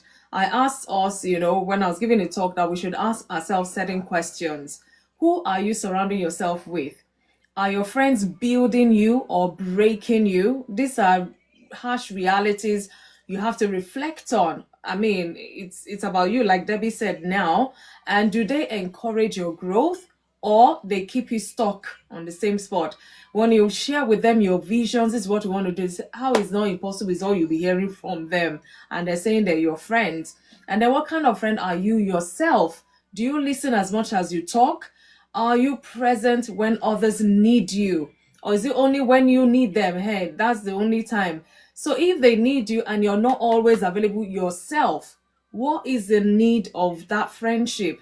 And again, do you celebrate your friend in their successes or do you secretly compete with them? These are things we need to reflect on. And I don't know, sometimes we're in denial because some things are so obvious and glary. You don't even need a prophet to tell you this is the kind of friend this person is, but you're just still stuck there. Like Debbie said, talk to yourself. And one thing again I've realized in this my journey of life is some friendship are seasonal, and when the season is come and gone and you're still holding on to, it's only thorns you will get from there. So you have to know, you have to be discerning as well when to know that I think this friendship, it's done its the job and it's time to let it go. Otherwise, you just be wondering what's happening there. That is another thing we need to pay attention to, because it's not all friendship that will last forever. In fact, it's those ones that you really would think will last forever that will last forever. Imagine saying I'm friends with this person for 30 years, and when you were thinking maybe you were not even all that close initially, and somehow along the way you just found out that for 30 years you're still friends with them and it wasn't planned. So sometimes that could happen. It's rare, but it does happen. So thank you so much, Debbie, for your contribution. I'm coming to Olumi, you're next, and then I'll come to Fumilola as well. Olumi, good evening. Thank you so much for, I see all the giftings, giving my people here. Thank you so much. We really, really appreciate that. Thank you. So, Olumi, Good evening for me. good Good to have you evening. here. It's good to have you here. I have Oh, confession to make. go on. Yesterday on Sunday, I really would come online. I came online, you were live. Yeah. Mighty Woman was live. King Sylvester was Jesus. live. I said, let me just go. Let me So go you my way. so you're caught between where do I know. where do You I see, go? I'm like, if I go here or I go here, I go there. And in fact, I'm like, no, no, no. This is too much. I only have one account. Otherwise, I would have distributed myself. I say, you know what? For me, just go and do your bit. I just let me just close that app because this is too confusing. Oh, So apologies. I saw Leslie. I saw Family Life with you. yeah. I said, hey, these are my people. Hey, this one, oh, that. I said, okay, no, no, no, no. I'll just let it be. So, but thank you so much for joining in, and I Oh, think it's a pleasure. Family Life here as well. Thank you, all of I you. I really know. appreciate That's you. listen, family life. I think she's become my shadow, or I've become my shadow. We just always find ourselves in the Walking same through the room. same life. So, Yeah. oh wow! Oh, hi Angel, hi Leslie, Debbie, hi everybody. I may not be able to mention everybody, but I see you all. Everybody, good evening. Thank you for me. It's always a pleasure to join. You come late at night. I have very busy week, so I know, I can majority of the imagine. time. And for a Monday at that, I get it. Thank you so much. I really Well, it's appreciate good to that. be here. It's good to be here. Right. Listening to the conversation so far. Yeah, friendship. The good, the bad, the ugly. The good, the bad, and the ugly. In which we, in this day and age, sometimes you can hardly be able to tell which one apart, because sometimes they come in the same shade and form, and or whatnot, and it's sometimes it can be very hard to tell which is which. However, I must say, I think the word friendship or friend is used very loosely majority of the Most time. times, yeah. Most time that word is used very loosely, because when you refer to, maybe let me make it more contextualize it in a way that coming to myself. Before I refer to somebody as a friend, there are things that I've considered in that person before I refer to somebody as a friend. I say to people, I say I have a lot of acquaintance, but I have very few friends. Okay. I have very few friends. There are people, if I refer to you, and those who are close to me will know, if I refer to you as a friend, I meant it. I don't just use that word loosely, because it means a lot. And like I said, people in this day and age sometimes use that word very loosely. I mean, Debbie touched a whole lot of points in her submission, which Usual. honestly she did indeed. There's yes, sometimes we find ourselves in that situation whereby we all have been there, including myself, where you feel or you deem somebody as a friend, and maybe down the line they did not necessarily given the same level of friendship that you're given. They're not as committed to that friendship as you are. And sometimes you find yourself in a relationship or in a friendship where what is tying you to that friendship goes beyond what is on the surface. And that sometimes when you find yourself in that kind of space, that's when people will say to you, "Oh my God, can you not see how this person is treating you? Can you not just walk out?" But because there's more to that friendship than beneath the eye, maybe it could be different, factors. Admission says they are convert enemies. Convert to Cover, enemy. cover. Listen, I like that. That's a very polite way to say, honestly, because in Debbie's submission, she said something very profound. There are some people who are in your life, or who come in that form of friendship, because maybe there's something in you that's attracted you to them, or them to you, Yeah. and they will come in that light. They will come in the light of friendship until they get what they want. And those are the kind of people that can, they will come into your life, make a profound entrance into your life, and when they're exiting, you feel the same measure of departure. You understand what they come, and there are some people, not because they intentionally want to depart, but because people need to understand that some friendship are temporary. Yeah. They are for a season. Mm. And until we understand that, we will not come to that point where we will limit the amount of impact that some departure make in our lives, because some friendship are just meant for that season, for that phase where you are. And until we understand that, you will be holding up to some friendship that you just need to let go. And when you're holding to a friendship that is long overdue, in the sense that they played their part, they've done the purpose at which they came into your life in the first place, and you're holding on to them when they're supposed to be exiting, what you would then experience, what you will be met with at that point, is all sheer frustration and sometimes conflicts from here and there. Do you understand? Because everybody become very irritated with each other. I'm not really in friendship mode with you anymore. So that so we won't be vibing as we should. Yeah. It become contentious in some situation. Do you understand what I mean? So understanding when to let go, which is what Debbie said earlier, and a majority of the people saying they come and knowing when to exit. I think it was Mike's Moreau or Mike Murdoch, one of them said in one of the books that I read years ago. He said knowing when to, understanding when to exit the room, and that's when the ovulation is loud. Knowing when to exit the room, especially when the ovation is loud. That might just be when, but majority of the times it's just the psychology of life. Most of us, when that ovation is loud, that's That's when we when are you want to enjoying stay it. and build. That's when you want to stay. And if you look deeply into it, most of the time, staying put when the ovation is loud, and by the time you know, when you're not exit, when nobody even takes notice of who you are, you not be feeling some sort of type of way that, oh, I'm not fulfilled. I don't feel like enough. But you don't know that when you're supposed to leave the stage is long. In fact, it's gone past. The train has left you Long now. gone. It's long gone. It's long gone. So understanding when to leave, it is important. Any friendship, however meaningful that friendship is, if it's no longer serving, and I think most people have said, if it's no longer serving, it's not sure. We're not just talking about material serving. We're talking about emotional, physical.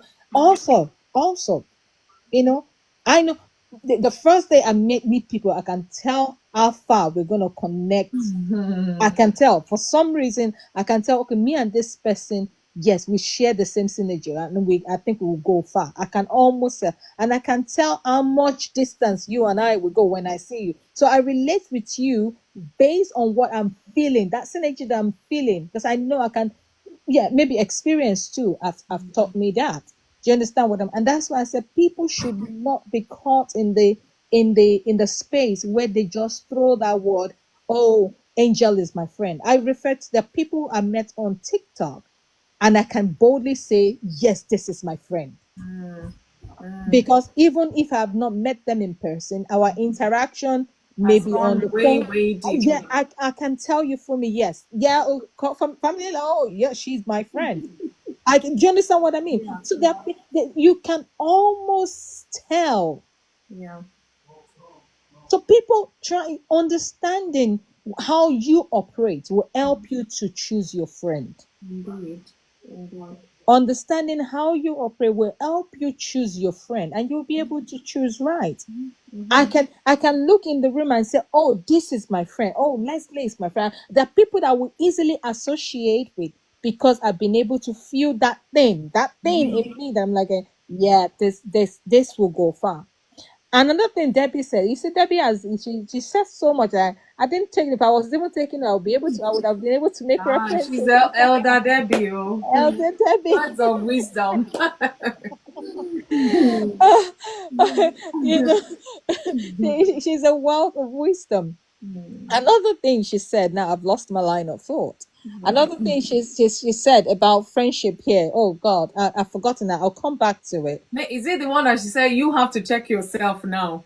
No, not that one, not that one. There's a few points she made, and these are all valid points. And until we come to understand that, we will not be able to choose right. We will always mischoose. Now, okay, another thing she said is this. She said, okay, when somebody you have a friend and that person cannot tell you how they hurt or how they feel, maybe if something wrong and they can't confront you, you should know that kind of friendship, because that person, and it's true, and this is my philosophy in life. If I really care about you, for me, I'd honestly, if there's something that I am, it doesn't sit right with me, before I even think of myself, I am thinking of you. And if I bring myself to a point whereby I say, this thing, I will watch you closely, that if there's anything that I think, this will rub wrong on for me, she might not be saying it, but I can see it from afar.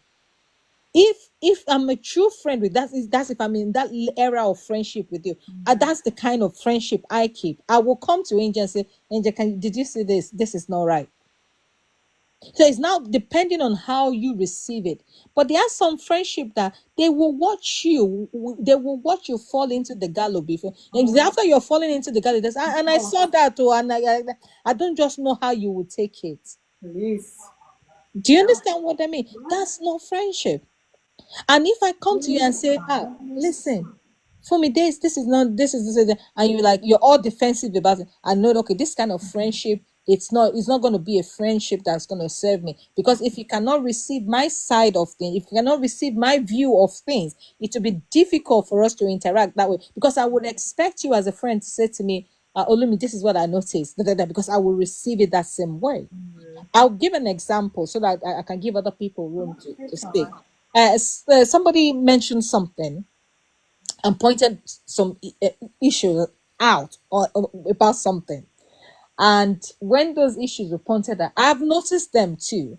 and I've been looking for a way to be able to express this, because to a great extent, I respect this person, and I know that, oh my God, if you're able to fix it, I think there's some things that will really flow without you even stressing.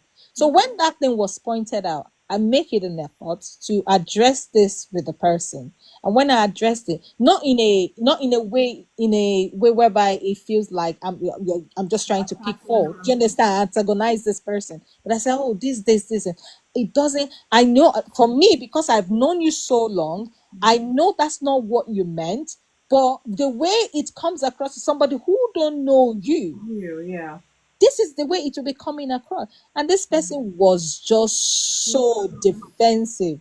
Let's keep talking. This person was so defensive and was like, no, that's not what I mean. It's my opinion, it's my view. I'm entitled to. I said, sure.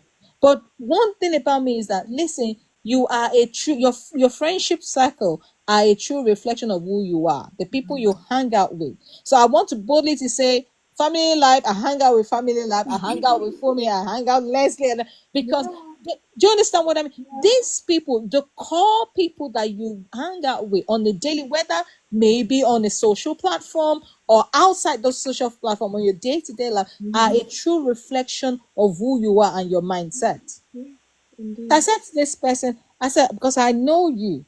However, if your view is like this, is questioning your morals and your values, and if that is questioned, I don't necessarily think I can hang out with you. That's why I'm bringing this, just so that I can get clarity on my hand. Is this a perception, or is it just a generic, opinion that you're given? And I tell you, by the end of that conversation, I can tell you that this is that person's perception. And if this kind of person have this perception, it's gonna be a listen. This is gonna be catastrophe at the end of the day. Because at the end of the day, if I'm hanging out with you this much, before long, people will start thinking. I think they, like they say in our country, birds of the same, not even. I think it's They flock the normal together. radio. Birds of the same feather flocks together. Do you understand what I But you mean? know what? Ours is great mind think alike. Great minds think alike. Do you understand? So you are a true reflection of the people, the core people around you. And I said to people, in this world of social media, where some friendship is determined by the amount of, by the people you hang out with. Because listen, whether we want to accept it or not, majority of our days these days, majority of those time are on social platform. Yeah. Do you understand what I mean? And people have met good people. I have met good people on social media. One of which is you, FunmiRoyal. Come, do you know? Except if Fumi don't want to be my friend, Oh, of course you're my friend. We've gone past this level. Let me put it that way. Do you understand what I mean? So I've met great people on this social. But so what I want, the summary of what I'm saying in all is that, let's not use that word friendship or this is my friend loosely. Get things in your life that that help you depict who a friend is to you. A friend to me is somebody who is, whether we've just known 2 seconds ago or we've known all our years, somebody who can say, yes, I vouch for Olumi, this is the person who she is, and I can do the same thing for. A friend to me is somebody who keeps to their word, and they're a true reflection of their words.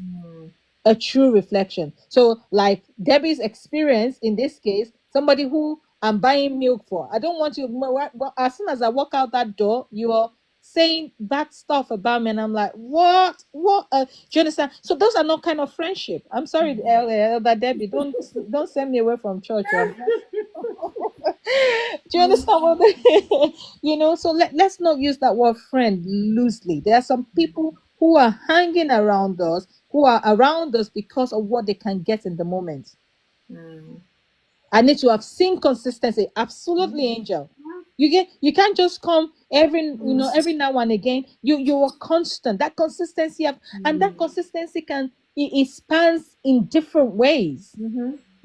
Maybe consistency of time, consistency of maybe just hello for me, how are you today? Consistency of that. I can't stay long, but I'm just quickly coming in to say hi, what we're doing on your platform today. Those consistent, however way the friendship, is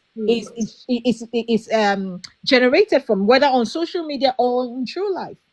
If you're in my day-to-day life, you don't have to come to my house every day, but the fact that you're saying, I'm just checking in, how you doing? Do you know what, sis? I'm so emoji fascinated to the point Ah, that yeah. I looked for an app to create my own emoji. And there's a friendship I'm building somehow at the moment, and they're like, they can't keep up with my emoji. I said, if I have to be talking and talking, because sometimes you might not be able to dial and call, but that emoji, it will say, how are you? Enjoy your day, or something like that. I wish you well. God bless you today, or something like that. At least you know that Yes. it's coming from Yes. me. And Yes. some I've even had to put my face on the emoji to say, how are you doing? So it's not just one happy Yes. face smiling or Yes. something like that, which Yeah. I get, you know? It's, Yeah. it's important. However way, however expression of love that you use or friendship that you use, Yeah. it is important that you keep it constant. Yeah. Yeah. And the same thing, let me, to sum it up, it is important your consistency also in behavior. So you're not just like, okay, because Olumi is in the room or Fumi is in the room, I have to settle consistency in your morals, in your values, Yeah. in what you represent. Those are the things I look out for to say before I say this is a friend. And those who knows me in real life know that before I say somebody is my friend, oh my God, that person is my friend. So, like I said, I have so many acquaintances, but very, very few people do I refer to as a friend. And I think we all should imbibe that culture where we have their standards that we've created for ourselves that will help us deduce who friendship or who a friend is to us. So before you give anybody that badge of friendship, Oh my goodness. they will need to have gone through those phases and be proven Yeah. to a great extent. Indeed. Thank you. Thank you so much. Wow, wow, wow. Don't say, this person is my friend. That one's my friend. Very, very, very, very. And then you don't know anything about them. They barely know anything about you. Yeah, it's true. We use words loosely, and it comes with responsibility, accountability as well. Which, if we break it down, you find out that this so called friend, in fact, you can't even account for anything of them, let alone. So, are they truly your friends? So, let's be mindful. Thank you, Olumi, for pointing that out. And it's just so amazing that some people we don't even see as friends are actually friends to us. They are the ones checking in and all of that, but your mind is not seeing them as a friend. You might even have categorized them as an acquaintance. And then this is part of our re-evaluation. Like I said, check your life, check your circle of friends, and begin to identify who is who truly. Is this person truly a friend? And guess what? Some friends have turned sisters and brothers as well.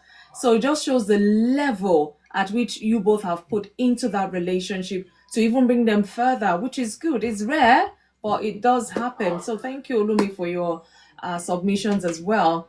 Fumi Lola, I think you're the only person left in the box for now. Good evening. How are you? Happy Monday to you. You're welcome to Insight.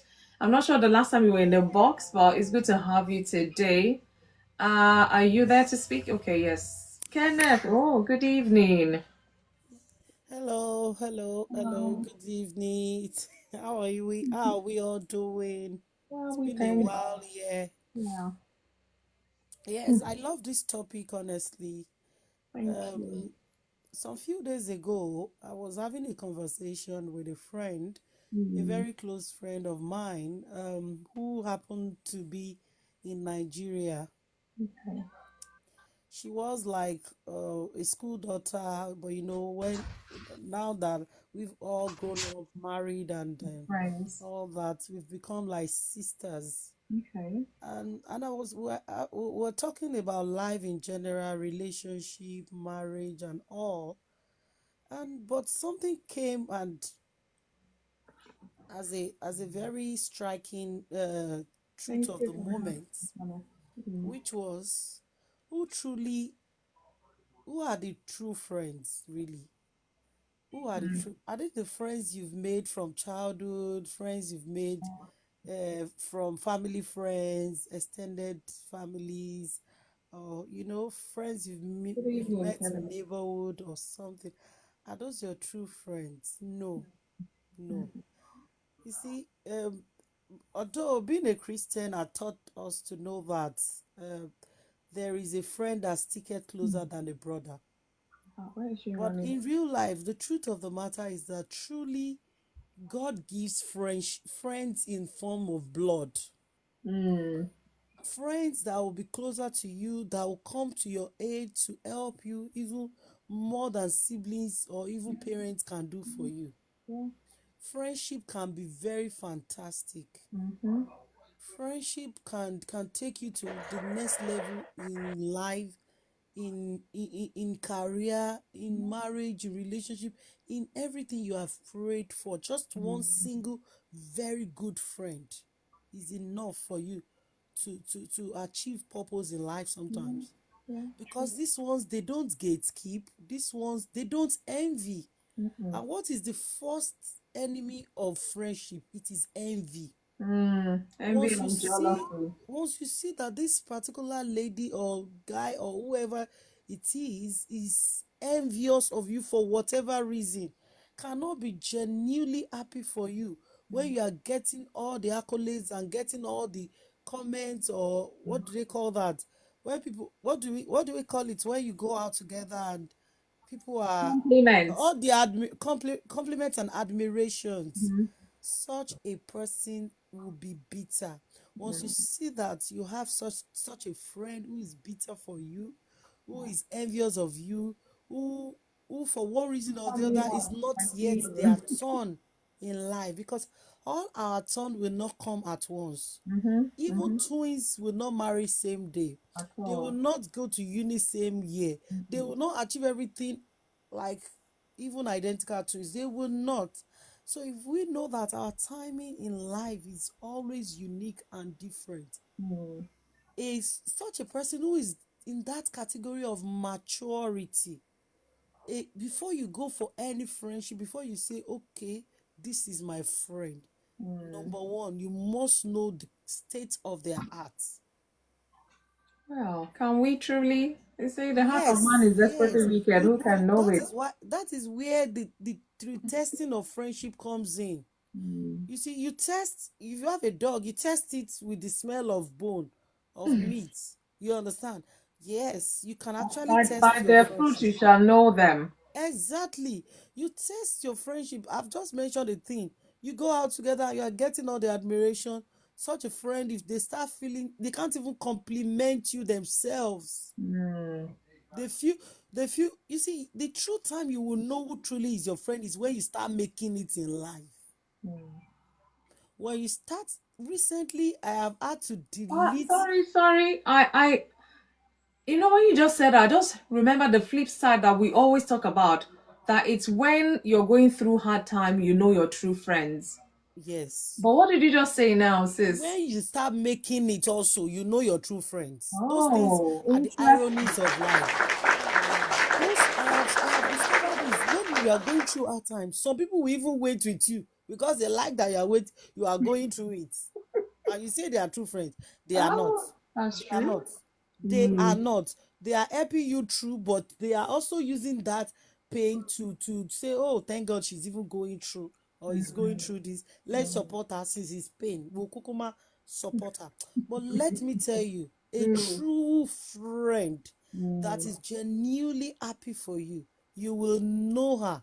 You will know him when you start getting to heights, unbelievable heights, the kind of destiny that God has ordained for you.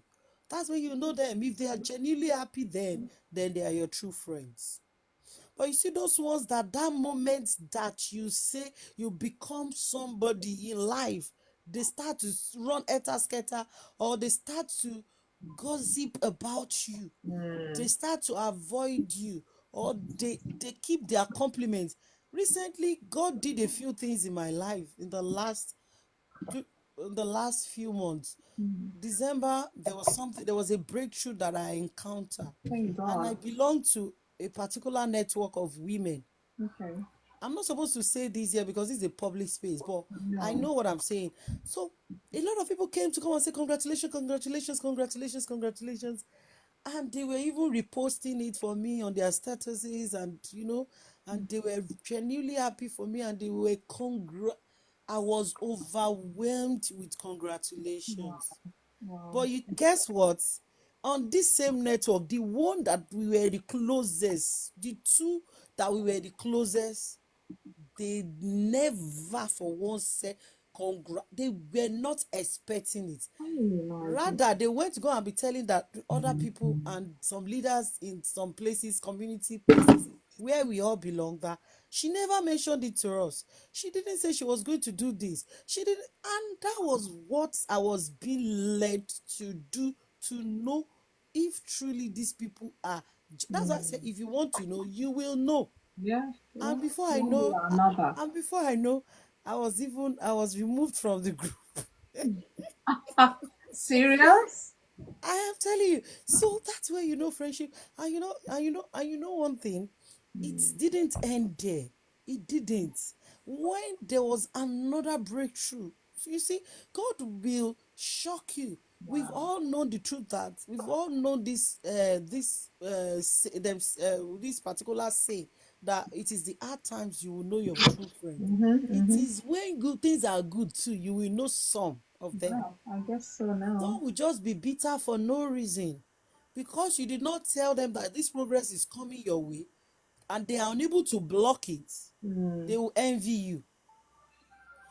Some of them, their relationship with you is transactional, Mm-hmm. Mm-hmm. What they because they do. have been bringing children to your house. You've been doing childcare free of charge for them. The day you stand up and say, please stop knocking my door at 5 a.m. to come and drop a child or your children, tell me before you come, that day you become their enemy. Hey, I know. I know. So in the first place, it wasn't friendship, it was a transaction. Mm. So let us be guided and be guided, because at the end of the day, users are plenty saying they are friends. Mm. Users, Too many. users, especially we women, we need to be careful. You see, men, they deal with themselves. If they don't like you, they don't like you.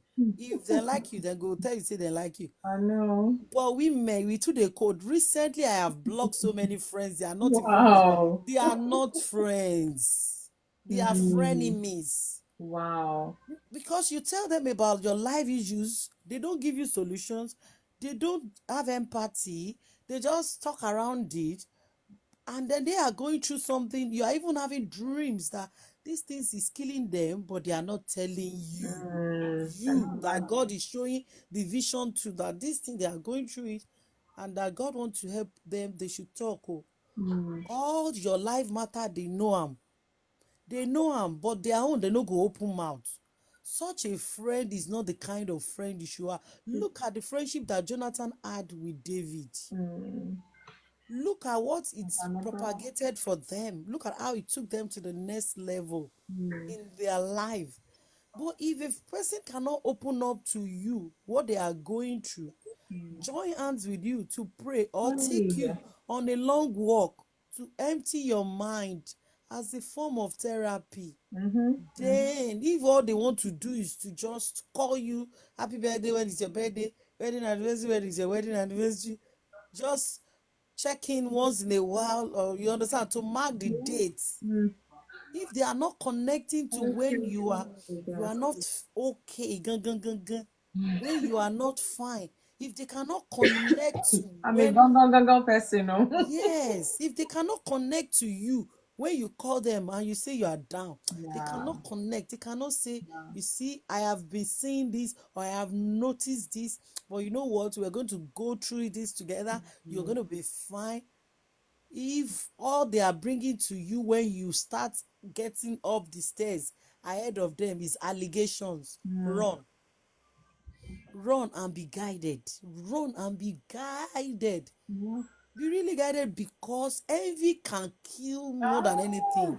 It brings this bitterness. It brings In Exactly. fact, it's evil. That's just It's what. evil. Yeah, So it is. anybody who could be envious of you, jealous Mm, of you for mm. whatever It reason, can harm you to the actually. extent of making you, removing you from a group, or not telling you what you have told them that you had a dream Oh, about. family life. Thank you. Yeah. You understand? You've had a dream about this person and tell this person, oh, or you just, we women, we just have this intuition. Mm. Something is wrong somewhere, Thank love. you. Something is God bless wrong you. somewhere, my friend. What is it? Let's talk about it. Let's travel together. Let's go on the walk. Let's discuss this. And they are coding it, hiding it just to make you feel that, oh, their marriage is going fine, their relationship is all right, their career is balanced, All that. but they are struggling. Mm. Then that is not a friend.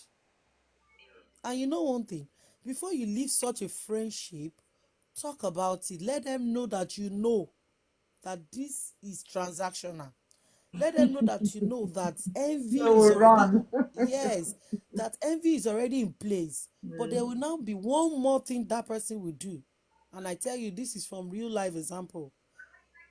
A one thing or the other that they will do that will make you now know and see for yourself that truly this person does not deserve Mm. to be called your friend. Mm. What happens? I want to give you an example. What happened to a friend who is turning 40 or turning 50, and you check up on that friend? What's the plan for the 40th?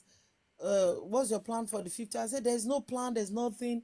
And then there is a party, there's even a Zoom. There is Zoom party, there's real life party in the person's house, and did not engage you. Just because. Because I don't know. No, no, no, no. Such a person is really not a friend. A Mm. person that you will be the first person to talk to and say, I am already 3 weeks gone or 6 weeks gone in my pregnancy, and the person is carrying a pregnancy of already 8 months, and is away in Canada, and you are in Nigeria, and this ready is that one friendship? No, no, no, no. Is Oh that one my friendship? goodness. No, no, no. No. So many things will open your eyes to so many other things Yeah. that will let you know that there are some people, they are just passing time, and they are just that they just have that label. Time wasters, They have that empty with. label. They don't connect with you. See, Thank friendship should be you. sisterhood, Mm-hmm. and sisterhood should be connection. And Mm. connection doesn't have to be sisterhood, and connection doesn't have to be family. Mm. It At can all. be This time. everything. Yeah. Yeah.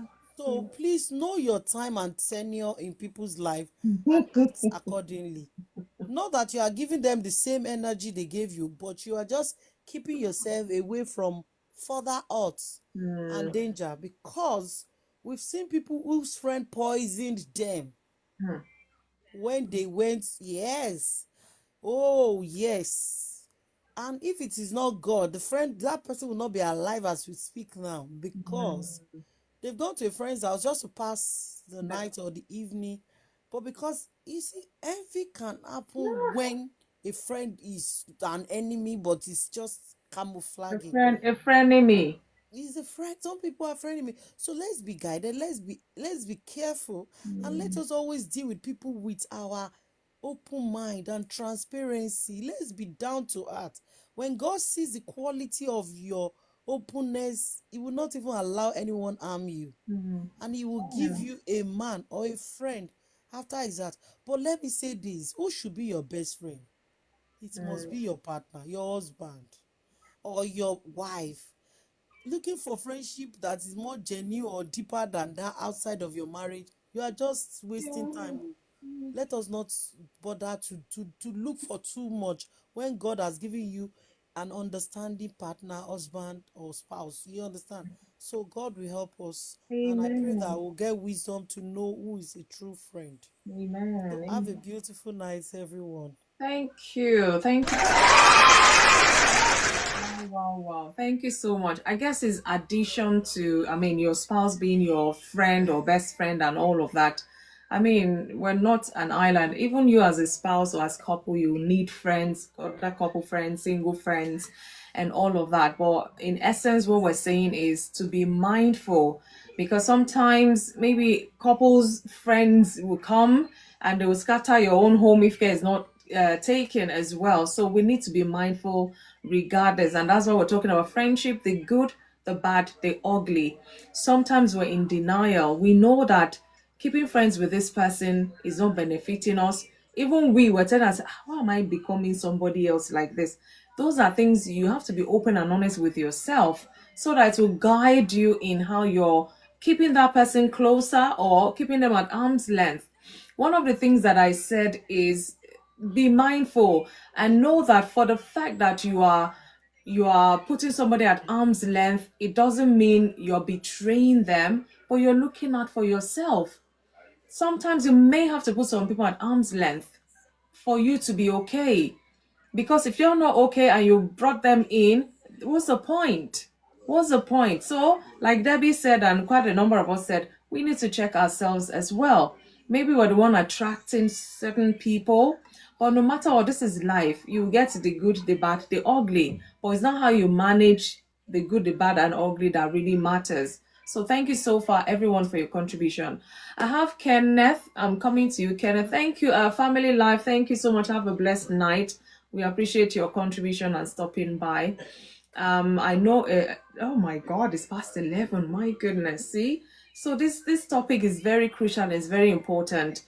And as individuals, because on Monday we talk about individual topics that we can, ponder on, talk about, help ourselves, so that we don't keep getting hurt or we have mental health breakdowns just because we can't manage our friendship life. It's very important. It is very important. Some of us, we may have to go back, like, I don't know, one of us said they had to block some people out this year, or some people you keep them at arm's length and all. Sometimes you have to reevaluate your friends, so that you're okay in the long run. You've poured into this person, you've given and all of that, and you're not getting, not that it's a transaction as such, but I mean, you expect that to be reciprocated and you're not receiving it. And then sometimes you might even find the courage to face them, and they bring all sort of excuses. How they're busy, like you're not busy yourself. How this, how that, how that. Everybody's got stories. But when you go out of your way to do this for a friend, you expect the same in return, really. But when you're not getting it and it goes on years and years like that, one day you get tired and you don't want bitterness with every friend you're breaking up with, so to say. Sometimes it's good to leave things amicably and let everybody go their ways. So I'm coming to Kenneth P. I know you just joined not too long ago. We're talking about friendship, the good, the bad, ugly. The ugly one is the very toxic one, that those people just want to even control your life. Because you're friends with them, they will tell you what to do, how to do, excuse me. And when you say certain things, they shut it down. Your feelings, it doesn't matter to them. Those are the ugly ones, the toxic friendship that we do not need in our lives. The bad one, yeah, they have their good and their bad. You have to set boundaries for those ones so that they don't encroach too much, or they're too loose around you, or whatever it is. But the good ones, they balance things. They are selfless. They think about you. They support you. They encourage you, pray with you, and all of that. We have those kinds of people. They may be rare, but we have them as well. But it's just for us to know that the good friendship is worth nurturing and fighting for. Like I said in my talk, the bad one needs boundaries, honesty, and sometimes you may have to put a distance. But the ugly ones, you need to even recognize them first, confront them, and if necessarily, release them, let them go, because the toxicity is too much and you're burning out. Let them just go and let everybody live their life, God helping all of us. Kenneth, I want to hear from you. I'm just preambling, so to say, so that you have an idea of where we're coming from. And I ask questions, maybe I should throw it out again. Why do some people sometimes stay in unhealthy friendship even when they know it's not good for them? Why? And again, have you yourself ever ended a friendship based on your mental health well-being? So I don't know which angle, Kenneth, you're going to come from, but we want to hear from you tonight as we're beginning to round one down, so to say. Kenneth, are you there? Can you speak? Good evening. Good evening, Good everybody. evening. You're welcome. Mhm. Good evening. Yeah, let's hear you. We can hear you. Yeah, I know I joined late, but I listened a little of people. I'm coming. I'm trying to. Please, let's get Okay. please. We in friendship, as everybody has spoken, they are all spoken experience in friendship. We have the good ones who want to see you grow, who want to see you come out with fly color, who want to see you the best, even though they're not there, but they want you to be there. Those are the good friends we know that we have. There are some who want to see you that everything you do, you fail in everything you do. That they want to be the best. They don't care how to make you grow. Or what they want. It's for only for them to grow, so that you always give them that praise that they are the best among your set. There are some who are just there just to monitor your status to see whether you are still surviving or things is getting worse. So that's why we call them the good, the bad, and the ugly. Yeah. But we give thanks to God for the good friends that who have lifted us up in one way or the other.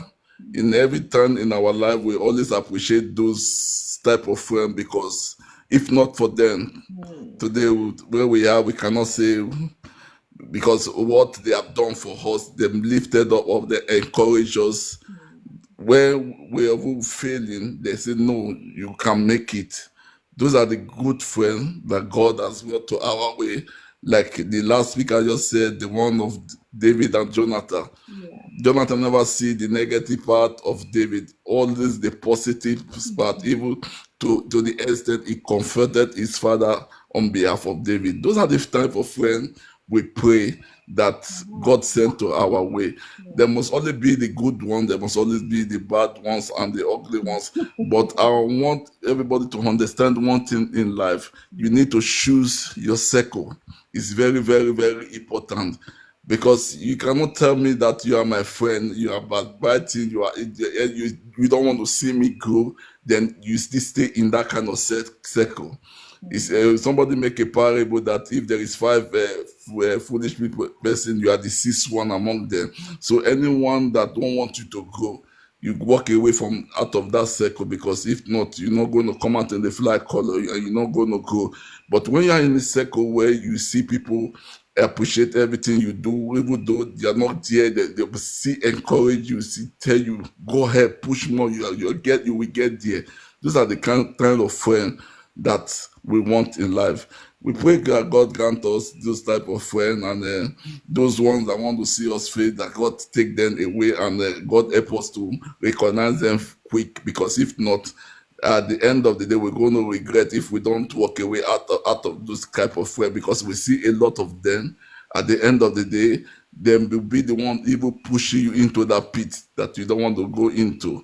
But we don't pray for that kind of friend, but we pray that God will give us the good ones that will help us, that will make us grow in life. God bless you all. Thank you. Yeah, he really spread it out, the good, the bad, or the ugly. Yeah, the power of choice. It lies with you, it lies with me. If I don't bring you into that space, there's no how you get into that space. And if I've brought you into that space, we need to put boundaries, respect, trust, and all of those things. And it has to be two-way, not one way, because otherwise that friendship, is not built on good foundation, and only God knows how long it's gonna last. I want to invest in that friendship as much as you're investing in it, because like I said, no man is an island. Fine, you have your husband, you have your wife. What if the single people who don't, or the people that marriage has taught them one lesson or two, or they're by themselves? Of course they will need friends and all, but they just have to be careful who they bring into their circle. We've heard of cases where friends influence the other and they become drug addicts, or they become fraudsters, or they become, these things happen. And not just with the young ones, yeah, the young adults, even with grown adults, you find them being influenced by this new set of friends, so to say, and they can't manage it. And before you know, their family is almost disowning them. When has your life turned to this? And it's because of the choice they made to bring those people into their lives. So, what choice are you making? What choice am I making in terms of friendship? Am I building more of the good ones? Am I building more of the bad ones? Am I building more of the ugly ones that will transform my life when they're not Jesus? Hey, it is well. God will help us. So I'm going to come to Kende. Good evening. Good to see you here. Were you on Voices Everywhere? I think I saw you recently. Yes. Okay, because I'm like, I know I've seen this recently. Thank you so much for joining us on Inside. This is where my own community is as well. So it's good to have you here. On Mondays, we talk about individual topics, issues that individuals encounter. And then we come again on Thursday, just so you know, we talk about marriage relationship topics. We look for strategies to cope in so that we can enjoy our marriage life. So you're welcome to Insight on Monday. So we're talking about this individual friendship because it affects everybody. Everybody wants to have a friend, but you just find out that sometimes we find ourselves in unhealthy friendships, and sometimes it's even a struggle to break off, maybe because of one thing or the other. So I always give a talk, and at the end of the talk, I ask questions, one or two. So I know you were not here for my talk, except you were going in and out. So the two questions today, you can start with anyone or what comes to mind when you think friendship is up to you, but just to give you options to talk about. Why do some Thank people you very much. why do some people stay in, you're welcome, stay in unhealthy friendship even when they know it's not good for them? And then secondly, have you yourself ever ended a friendship because of your mental well-being? So you can start with anyone. Thank you for joining us once again. Thank you very much. Oh, You see, I'll be speaking from a different angle from where so many people have spoken. okay. The reason is just because Business, I see you. one thing I always tell people is immediately you have a new friend, try to know the definition or the reason why that person wants to establish relationship with you. Yeah. You see, some people are coming close to you not because they want to see you happy. True. Some people Bad. frame up to be friends just because to pull you down. They would come as a saint. They would come as a saint, but you should be able to see their undertone. There's something I always tell everybody: read meaning to undertones of new friendship and relationship, because there are some words that will be flipping out of people's mouths. Count on them, hold on them. You see, when you meet new friends and you just show them, I just got new biro, and they're telling you, oh, this is too expensive for you. You understand? So what I'm trying to say is, you should be able first at distance, try to define the reason why that person wants to be your friend, without that person telling you the reason why he or she wants to be your friend.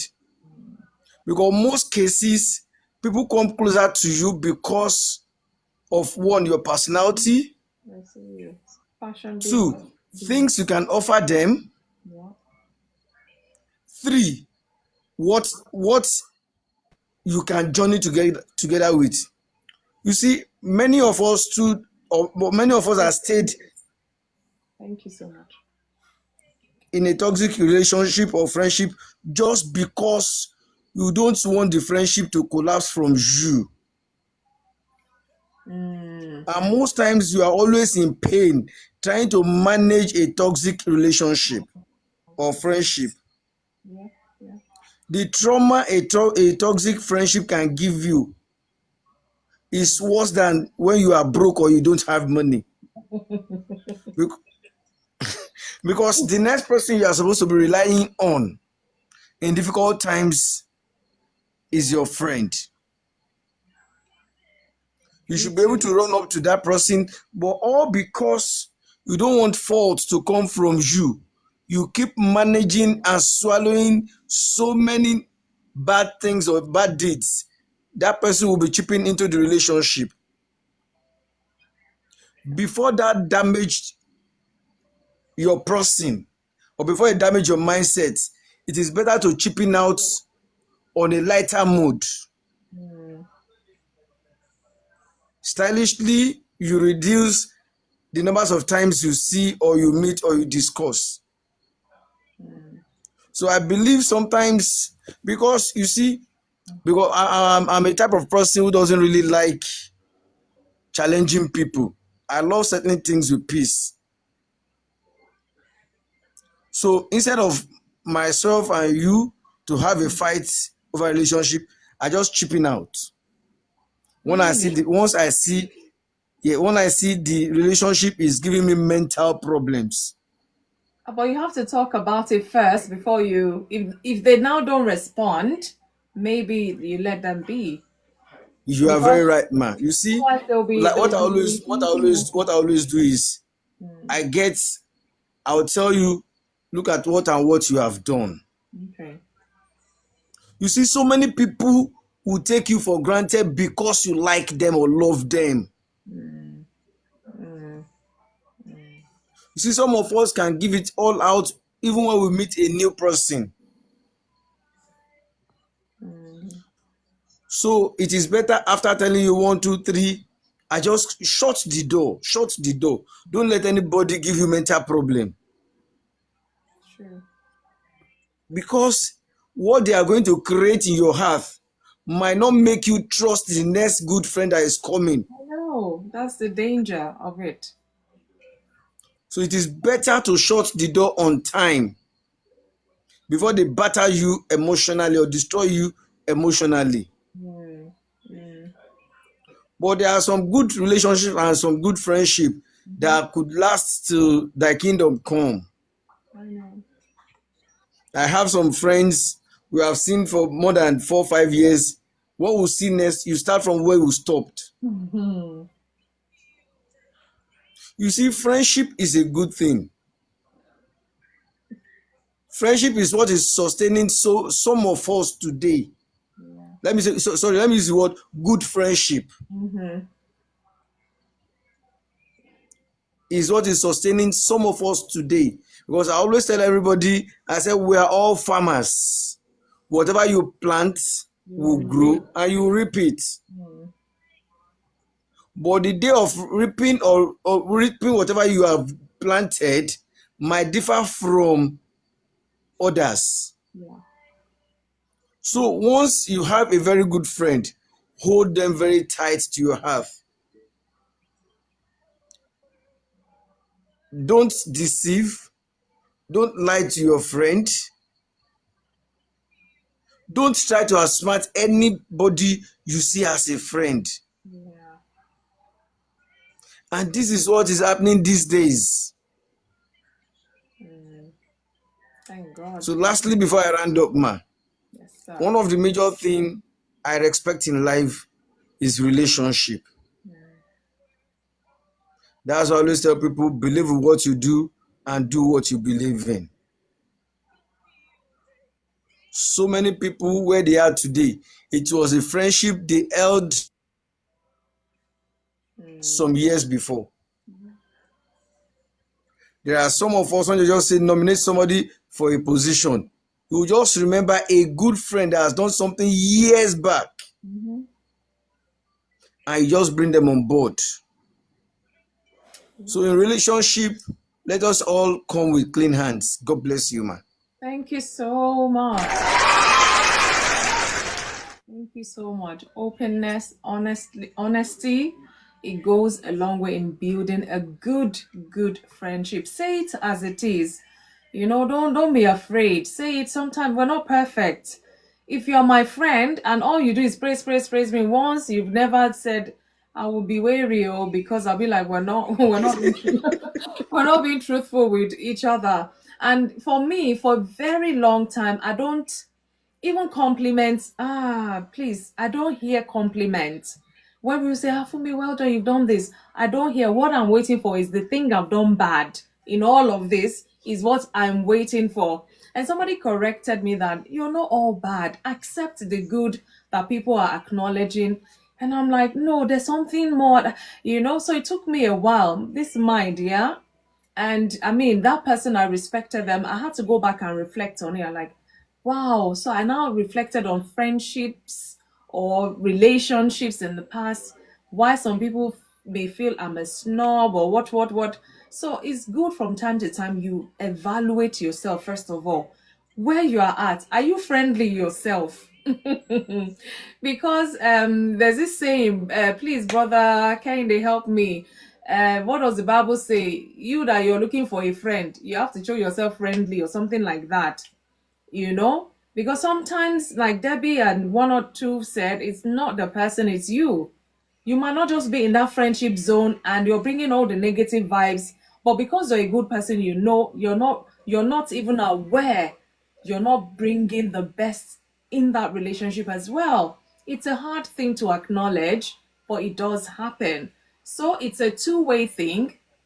Um, Okay, it's a two-way thing. Fashion business, I see you. I'm coming to you next. It's a two-way thing. If you're expecting this much from that person, are you willing to give that much to that person as well? That's how friendship works. It's not give and take one-sided all the time. Otherwise, it's not going to be a balanced or healthy relationship. Something will break at some point, and then all the goodness will be lost altogether. So my prayer is that God will continue to help us evaluate our friendships, and evaluate ourselves as well, so that we'll be good friends, not the bad one, not the ugly one. Thank you so much, Kende Ogun. Yes, man. Thank you very much. So I'm coming to Fashion B. Yeah, thank God you're able to stay today. Good to see you, Fashion B. I hope you are good. You're welcome to Insight. We're talking about friendship, the good, the bad, the ugly. I'm sure you heard, the questions I posed to Kende as well, so that I don't sound like I'm repeating myself all the time. We want to hear from you. What is your take about this? And maybe you can share, have you yourself ever had to end a friendship because of your mental well-being? So it's up to you. We want to hear from you. Fashion B, you are welcome. Oh, good evening, everyone, and Thank so you. much for bringing up this particular topic. For me, I think some of us we mistake friendship with acquaintances. Olumi said that. She Okay, I said wasn't here when she said that She actually. said we use the word friendship loosely, because Yeah, some people are friends, some are acquaintances. yeah. But people just say, this person is my friend, my friend. No, so now I am currently in a position whereby I don't just use the word friendship anymore. Oh, I try. I've actually tried so hard to make sure that at least I have friends, this, that, and so on. But I realized that the energy I was putting into the friendship, they are not putting it back. oh, No, I always ask this question. You call someone your close friend. Are you sure that you are the person's close friend? oh, No, another question. you call someone your close friend. It is possible the person have another close friend Not and not you. you. So That's a why will you be fetching water inside a basket that you know it can never retain the water? So question. I would rather prefer to just be on a neutral level. I have had experiences with people. I've had experiences with so-called friends that they because they have someone that is closer to them. Whatever I discuss with them, they discuss it with the person. Oh, Imagine using me as a case study that so, and eventually I got to know. So I hardly use that word friends anymore oh, because of experiences. Yes, I have heard of people that say things like, okay, they have a very good friend, this, that, and so on. So currently, I try to only relate with people that I think are ahead of me. Yeah. they are they are ahead of me. I know that whenever I talk to them, I feel a bit safe talking to them. And recently, I just need to be sincere with you. There are some conversation that I have it only with my wife. My wife is my only friend now. Aww. Any other conversation that I Good. feel, any other thank you. Any other conversation that I feel that maybe someone will probably pick it up on me, I would rather have that conversation with AI. AI will never snitch on me. Yeah, that's it. Oh my goodness, look So at what people are resorting to. Oh my god. yes, the reason is because of the experiences that one already has with people. You become their contents on their platform. You become the topic on whatever platform they have. So what do? You need to just make sure you keep yourself safe. Remember, you need to be safe up there. So friendship, well, for those that are still enjoying it, good luck to you. But for those of us that we've had our own share of Pleasure in life. yes, but then I think you should just allow us to handle it the way we are handling it. Imagine someone that, see, a lot of things are involved. A lot of things are involved. Me being a business person, if I am doing business with you and you call yourself my friend, I think you shouldn't be the one to request for a discount from me. I should be the one to initiate it. I That is how I believe. That is what I believe. I should be the one to initiate it if I think it is something that you deserve. But if I don't initiate it and you call yourself my friend and you are now trying to like price me down anyhow, a lot of You want things to have take advantage, yeah, I get yes, that. a lot of things has really happened that made me to currently because I beg friendship, go and sit down somewhere. Let me be fine where I Oh, am. wow, I feel your pain, bros. I feel your pain. But in the process, you don't want to lose the good ones God is sending your way because of experience. I don't know if you understand what I'm The saying. good ones, I mentioned something. The good ones that God is sending my way currently, they are probably more or less like the people that I think they are way ahead of me now. Okay. Yeah, they are the good ones that I can say God is sending my way. If I'm having a conversation with my wife and my wife is not she's not business inclined per se, but whenever I'm having a conversation with her and I want to have ask her some few things, my wife will always mention two names because she knows that those are the people that I really talk to. Okay. So I think those are the people God has placed my way, and I can't call them friends because they are senior colleagues, and I think I prefer it like that. So I think that's all I have to say. Thank you so much. Don't live a friendless life. Oh. No man is an island. I know you have your wife. I mean, thank you. Yes, I know no one is an island. No one is an island. I still But relate we with learn, people, we but grow, but and we do better. for them to take that position of friend, it will be very hard. Like I said, I there's stand a that big difference between friends and and acquaintance. acquaintances. Yeah. There is a big difference. I think some of them should rather remain in the other side of the table. Debbie, I can see your message. I'm not sure. I know they shot my heart, but I beg, make everybody did their day. Let me Been also there, say that. done that, like that. Thank you so much, man. Well, thank you for your contribution. Thank you. I mean, you can see this is, I love it when we keep it simple and real because it's our experience. And I mean, we're not here to change anybody's mind, but just so that we reflect on it. Because some people have opened the doors to friendship, and all they keep getting is bitterness, envy, jealousy. In fact, to the point that is taking a toll on their mental health. So if this is how you're dealing with it, I mean, thank God you're still here intact up there. So thank God. And like he said, he has his wife to talk to about things. And if she's not, giving the vibe, she points him to the people that he can actually go to, which is good. I mean, experience are meant to teach us in life to do better.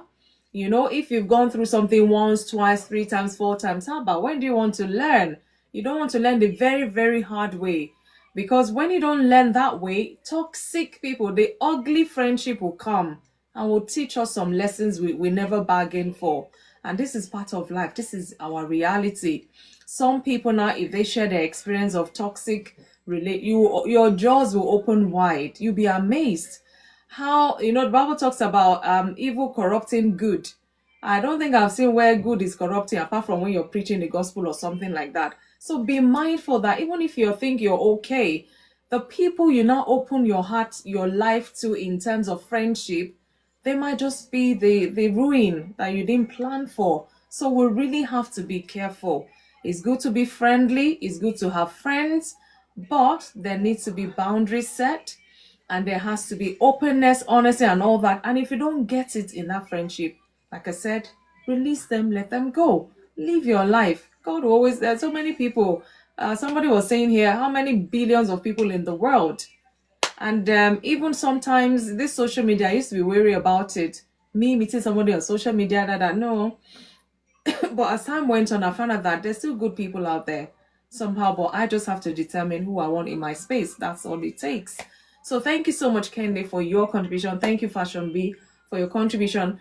We're going to be rounding up. I don't know if anybody has anything they want to chip in before we round up, but we just have to be careful. That's the essence of this talk today. Friends will come, friends will go. Some friends are seasonal. You need to know when to say, okay, the friendship has ended, it has done its work, let it go. Because sometimes when we hold on to that as well, it will bring thorns, it will bring resentment, and you don't want that really. And what's the energy, Seth? So let's share the grace and fellowship. Yeah, maybe this is where we'll call it a night. If nobody has any extra contribution, Leslie, admissions, any final thoughts? Felix, I see you. Thanks for joining. And to everyone, let me see. There are other people there. Thank you so much. I can see you. Family Love, you're still there. Oga Yemi, I see you. Thank you. The heavens and earth, I see. I've been seeing you there. Thank you so much. Lady Ruth, I see you. Your girl Debbie, I see you. Or is it backup Debbie's? I don't know. Avocado Natural, I see you as well. A13 backup, A13, I see you. Thank you so much. Thank you all so much for your contribution. Friendship, like I said, be the kind of friend who heals, not the one that harms. Find people who want to come and pretend and they will harm you eventually. But let's learn from there. Let's not carry any bitterness. As long as you've poured your your heart to them, it's up to them to make amends, or you end things amicably. And never settle, never ever ever ever settle for less than friendship that brings out your best. If you know that this person, you've noticed the way they behave when you're what's the word now, celebrating, especially. I think it was FunmiRoyal that said that they're not happy when you're celebrating. They will stand afar and be like this. You need to be wary of such people as well. The heart of man is desperately wicked. Who can know it? Only God. Some friendship, you might have to pray about it before you open that door, because a word is enough for the wise. Thank you all so much. I really appreciate everyone for their time, their contributions, the gifting, the tappings. I thought we were going to take it to 150K today, but it is well. It's been a long Monday. I wish us well for the rest of the week. Show yourself friendly if you want any friends as well, and be mindful of those you call friend. Are they friend or are they acquaintance? You need to know boundaries, where to put who, and be mindful. That's what I'll say. Be mindful, be careful. You can have mentors, you can have role models and what have you, but when they're rubbing off negatively on you, it's time to call it quits. Some things you don't dabble with because it has to do with your life. So yes, we need to know the difference. Yeah, it's very important, because individuals get into trouble these days, and they find out, they say, show me your friend, I tell you who you are. and you're telling me you're a good person, but the people I see around you, they are notorious people, and you want me to look at you with this good person's eye, it's going to be hard. So be mindful who you surround yourself with. It goes a long way. I might want to bring a business your way, but because of these people, I say no. My money is not, my investments cannot be guaranteed, so to say. So be careful the people you surround yourself with. Guys, thank you so much. Have a wonderful night rest. Elder Debbie, you did not collect our offering today. Don't worry, we joke and tease here, and I didn't even bring a puzzle today. But I think everybody is okay. And I'll say this again, I'm a professional integrative counselor, Christian counselor as well. If anything has been triggered for you and you need a space, please reach out to me. This one, I'm not going to charge you anything really. Reach out if you want to talk about certain, triggers or certain things you need to close up or whatever. Please feel free to reach out to me, and I'll try my best to help as well. Thank you so much. Do have a wonderful night rest. God bless you. I'll be back again on Thursday, 8 p.m. UK time, where we deal with marriage issues. That one, another level, because God wants us to enjoy our marriages, but a lot is happening we don't talk about. I dare us to talk about it on Insight come Thursday. Thank you so much. Have a wonderful night rest. God bless you all. Thank you. Thank you. Nina, I see you. Thank you, Kenneth. Thank you, Fumilola. Thank you, Olumi. Thank you, Debbie. Thank you, Kende. Thank you, Fashion Business. Thank you, A13. Leslie, Admissions. I salute. Thank you so much. God bless you. I appreciate your time. Idessa, I see you. Just come in. Good night, everyone. Inside,